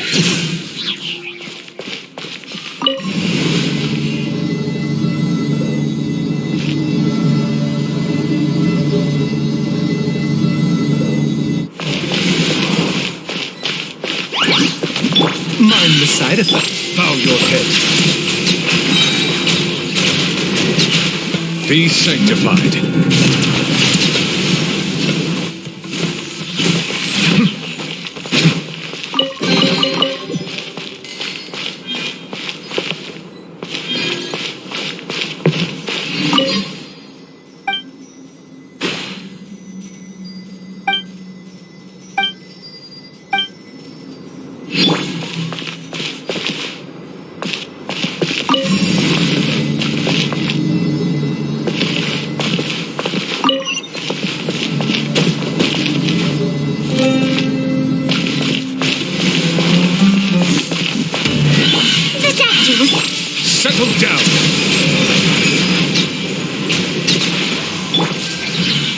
Seems like an emergency.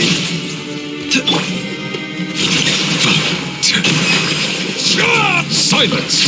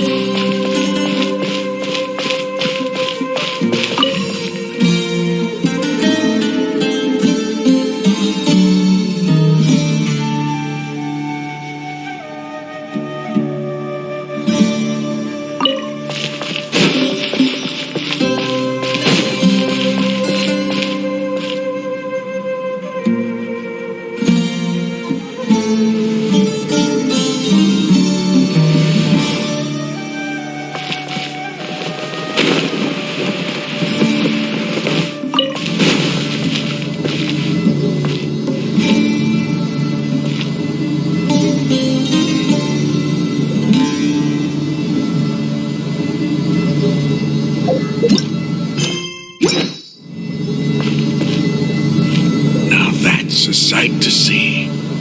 King Deshret's splendor surrounds us. There's so much vegetation here. It's different than what I expected. Sure are a lot of plants for a desert.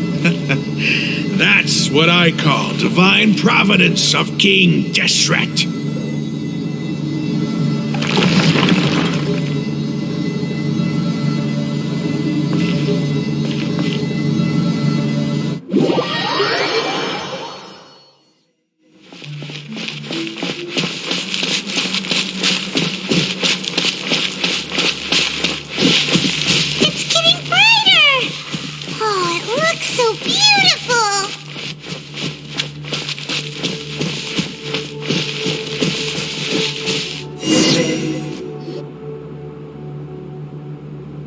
Wait.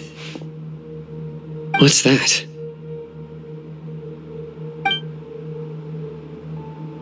A load of flowers. And it looks like there's something among them. These are King Deshret runes. They left something behind. Yes. It's an elegy written in an ancient script. What does it say? Here lies our faithful priest Kasala. His wisdom is a miracle among the people, deserving of high praise and admiration. You can read ancient King Deshret script? Of course. Every student needs to master at least 20 languages before they graduate. He's not serious, right? There's still something off about this place. The elemental energy here is too concentrated. The scent of life. Is it trying to tell us something? Is this it? Analyzing.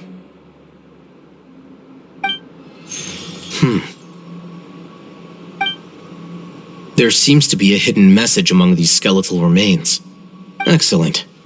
There's a device from King Deshret's civilization in this gravesite. I'll transmit the information over and project it for everyone to see.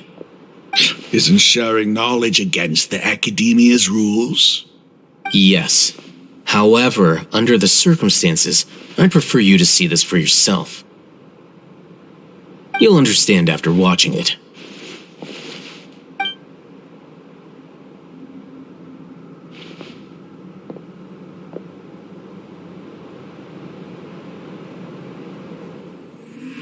Civilization is born of knowledge, but so too can knowledge be its demise.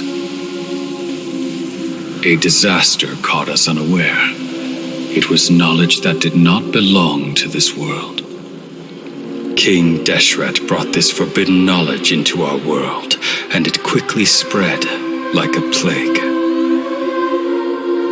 People's minds were filled with crazed whispers. Dark gray scales spread across their bodies. Even the land was stripped of its vigor. Only a desperate, deathly silence remained. Were it not for greater Lord Rukkhadevata from the forests, the damage would have been irreversible. She summoned the priests to build temples and infused into them the divine power of life. The disaster was miraculously tempered, and the embers of our civilization were preserved in Aru village. Alas, the miracle could not last. As long as forbidden knowledge continued to exist, it would forever blight this world.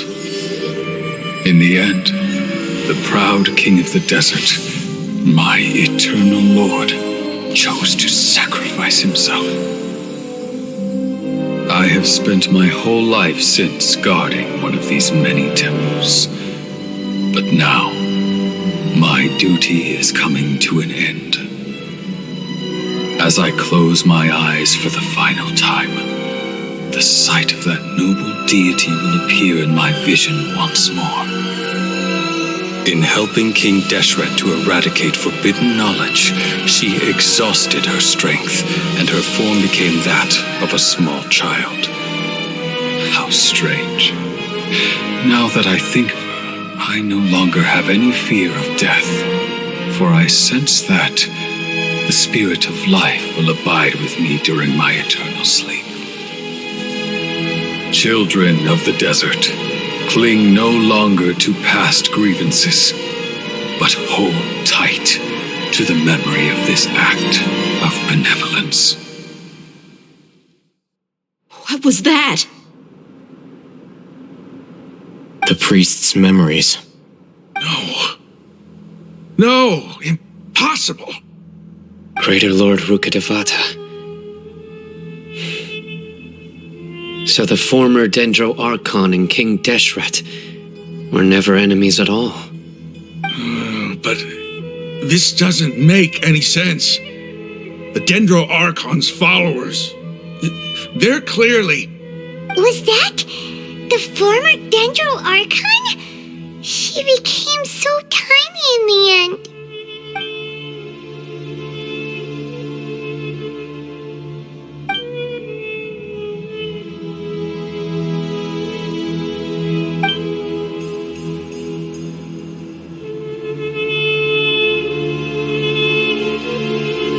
You might be distrustful of the Akasha, but there's no reason for you to doubt King Deshret's technology. You've just witnessed his priest's last words. I've never heard about any of this before. The surviving followers of King Deshret all gathered in Aru village. Our god did not make mistakes. We refuse to believe any of the rumors. King Deshret's death, the all but total annihilation of our civilization, it was all Greater Lord Rukkhadevata's doing.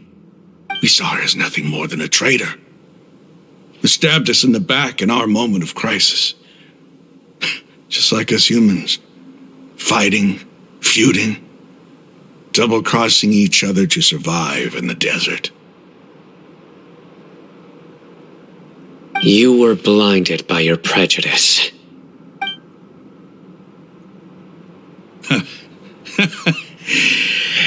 If I hadn't seen this for myself, if I hadn't witnessed his last words with my own eyes, ears, and heart,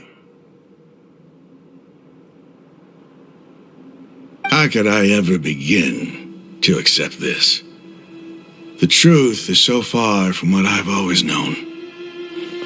Am I really supposed to believe that after all these years, all this time seeking revenge, suddenly now my enemy is my savior? Raman, that's enough. Give it a rest. You're starting to make a fool of yourself. Dia, tell me, my Eremites and I, what are we even fighting for?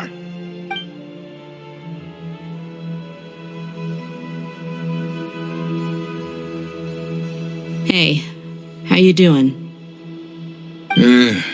I'll live. Thanks. I should probably go. Can't just stay here forever. What's your next move gonna be? Oh, I know what you're going to ask.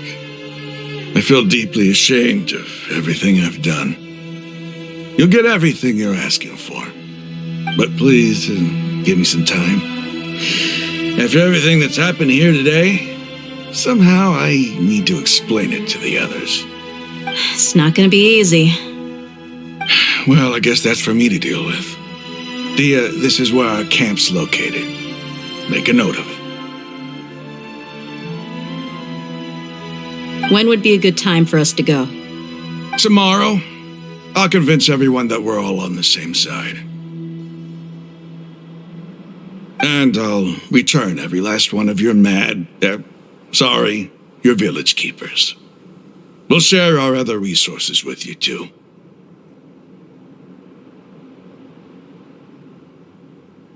You seem to finally understand that our true enemy is the sages. Yes, the gods never gave up on anyone. It's the people responsible for all this that need to face the consequences of their actions.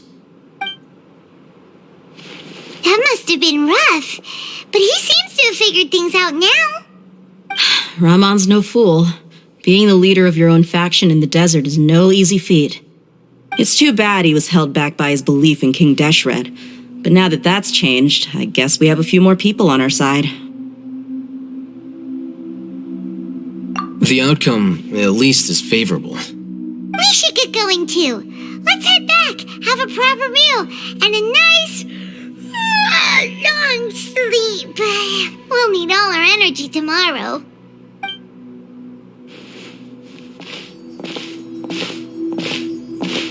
Sino,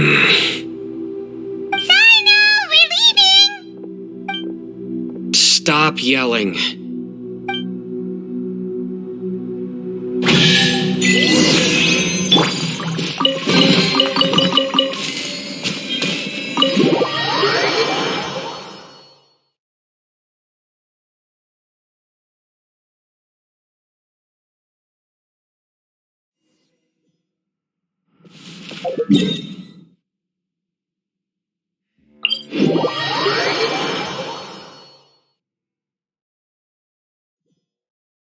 This isn't my first trek into the desert, but I can never get used to the heat. Is there no shade anywhere?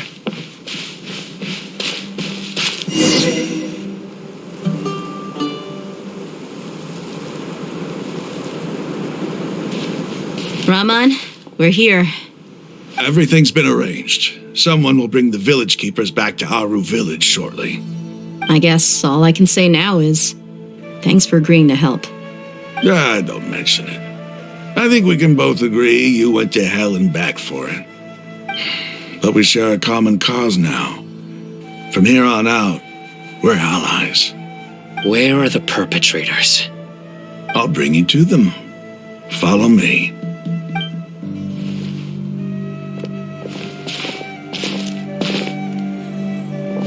So these are the people who kidnapped the village keepers. Oh no, it's the scribe! There's no need to yell.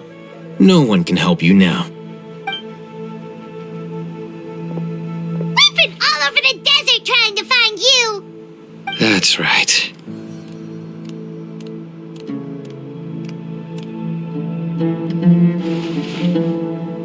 General Mahamatra? No! Make it quick, please! Swift and painless! Whoa! The moment they set eyes on Sino, they turn pale like they've seen a ghost. You should have known that I would be coming for you. Wait, we were just following orders. You know what I'm talking about, right? There's no way we could have done all this by ourselves. No, not Sino. He's gonna tear us limb from limb. I could do worse. Please have mercy. Start talking. Otherwise, I'll have to resort to other methods. So, your superiors have kept you quite busy recently. Why? What are they trying to accomplish? They wanted to extract canned knowledge. Don't play dumb. You know what I'm really asking. They extract divine canned knowledge. Then what? I really don't know how to explain it. Well, you better start talking or you'll be sorry. You don't want to make things any more difficult for yourself, do ya?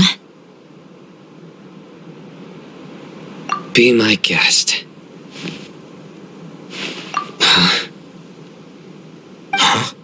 Uh-huh. That sure didn't sound like a fancy metaphor or anything. You're serious, aren't you? How did you know? There's no use hiding it now. Yes, you're right. The Academia is working on an important and potentially world-changing project. They are creating a new god, a god that will belong to them and to the people of Sumeru. It may seem as if Sumeru's academics are thriving, but ever since the death of Greater Lord Rukkhadevata, scholarly breakthroughs have been few and far between. The withering of Irminsul has been getting worse recently. The sages have tried everything they could think of, but nothing's worked. I'm always hearing them say things like, if only Greater Lord Rukkhadevata was still with us. Continue. And then, someone from the Fatui showed up. They called him the Doctor. He brought a gnosis and said he wanted to borrow the Academia's research facilities. The Doctor was previously expelled from the Academia. At first, the sages looked down at him in disdain. But when he said those words, everyone's expression changed. He asked them, do you wish to create a god? This is what the arrogant ignorance at the extreme end of academia looks like. First, the Academia spent a long time constructing a divine vessel, which was based on an exquisite humanoid puppet. After that, they harvested dreams via the Zeb-Zerus Festival Samsara, maximizing the Akasha's output. With the Doctor's help, and the Akasha now functioning at maximum efficiency, they were able to use it to extract the power from the Gnosis and convert it into a divine core. Next, they decided that their new god needed to possess divine wisdom. For that to happen, they needed a huge quantity of divine canned knowledge. It adds up. But how do you determine whether the knowledge extracted is of divine origin? Call it an educated guess? The Academia has been trying to figure out the exact source of the scholar's madness for centuries, but to no avail. Nobody can explain the cause of this phenomenon. Surely you can see what that implies, Scribe Al-Haytham. If it's knowledge no mortal can comprehend, then it must be something only gods are able to decipher. In other words, it's the source of the God of Wisdom's omniscience and omnipotence.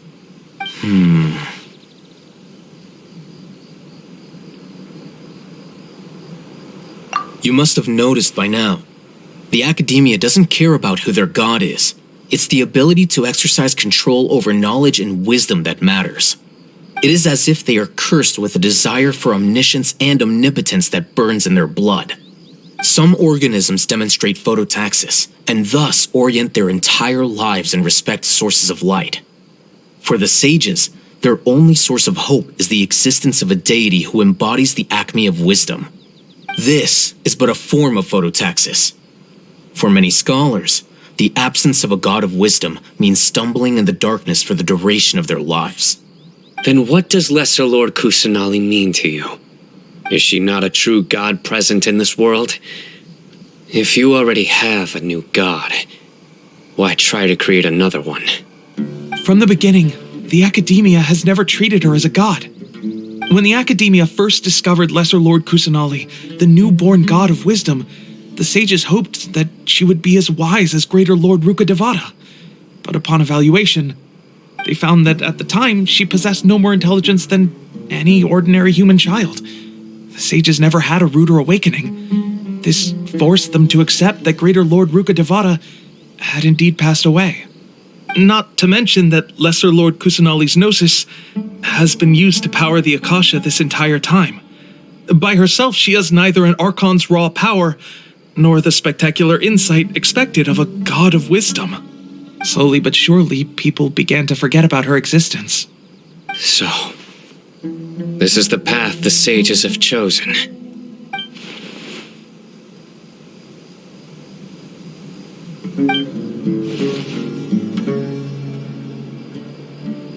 All right, let's try to keep our cool. If everyone's in a bad mood, then let's change up our scenery. Raman, give me a few men to help us escort the village keepers back to the village. And these two scholars, they're coming too.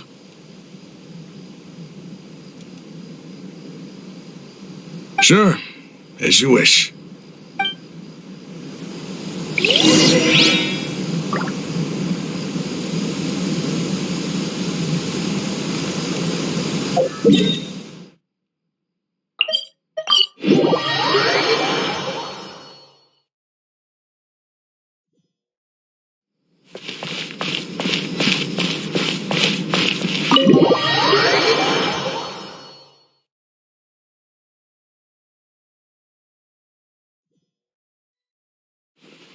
The village keepers you've found have all been returned to their homes, and each one has a dedicated caregiver to look after them. The two new scholars are being kept under close supervision, too. Really great work, everyone. The atmosphere is so heavy.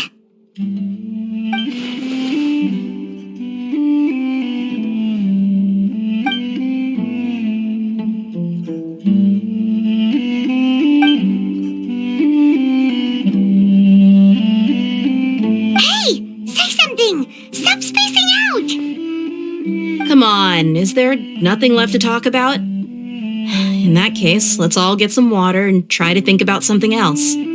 Or I can go fetch some snacks. Oh, Paimon's so coming with you. Do you have any plans, traveler? Gods above, you're not talking about work, are you? So you were still withholding some information?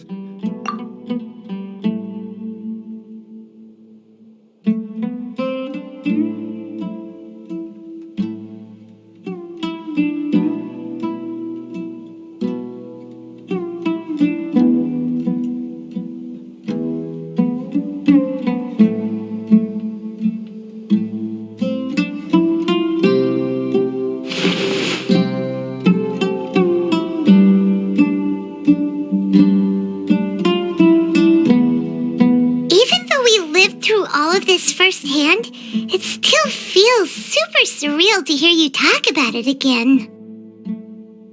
What a whirlwind of a story. I felt like I was holding my breath the whole time. It seems like there'll be more issues to face in the days ahead than I had anticipated. Still, now's a good time to make our next move. Now that Raman's joined us, we'll be an even stronger team. It's time to make a plan. Indeed. These events are a flagrant transgression of the rules in every sense. We cannot allow it to continue. So, everyone, are we on the same page?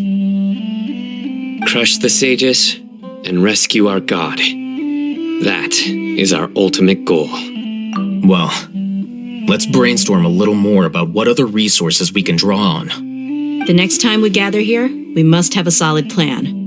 Yep, it'll work out for sure.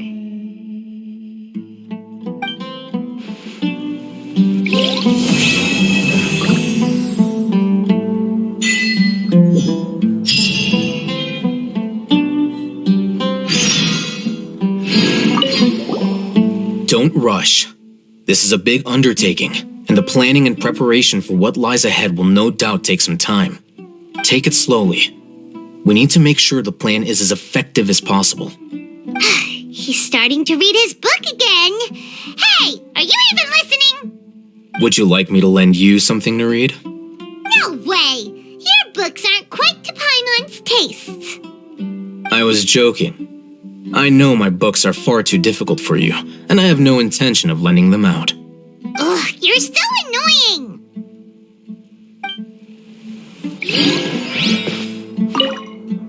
You must let me know if there's anything I can do to help. Though I cannot leave Aru Village, I can't help but feel stirred when I see the looks in your eyes. I've never felt as roused as this when fighting alone in the past. I suppose this must be the power of camaraderie.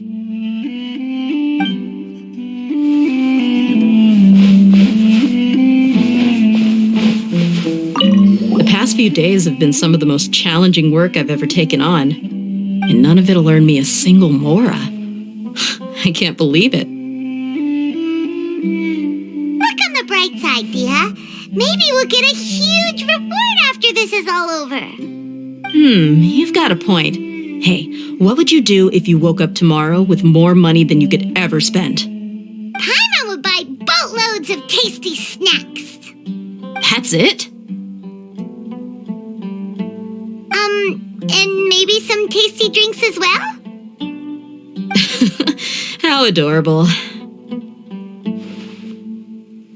Well, here's to all our indulgent fantasies.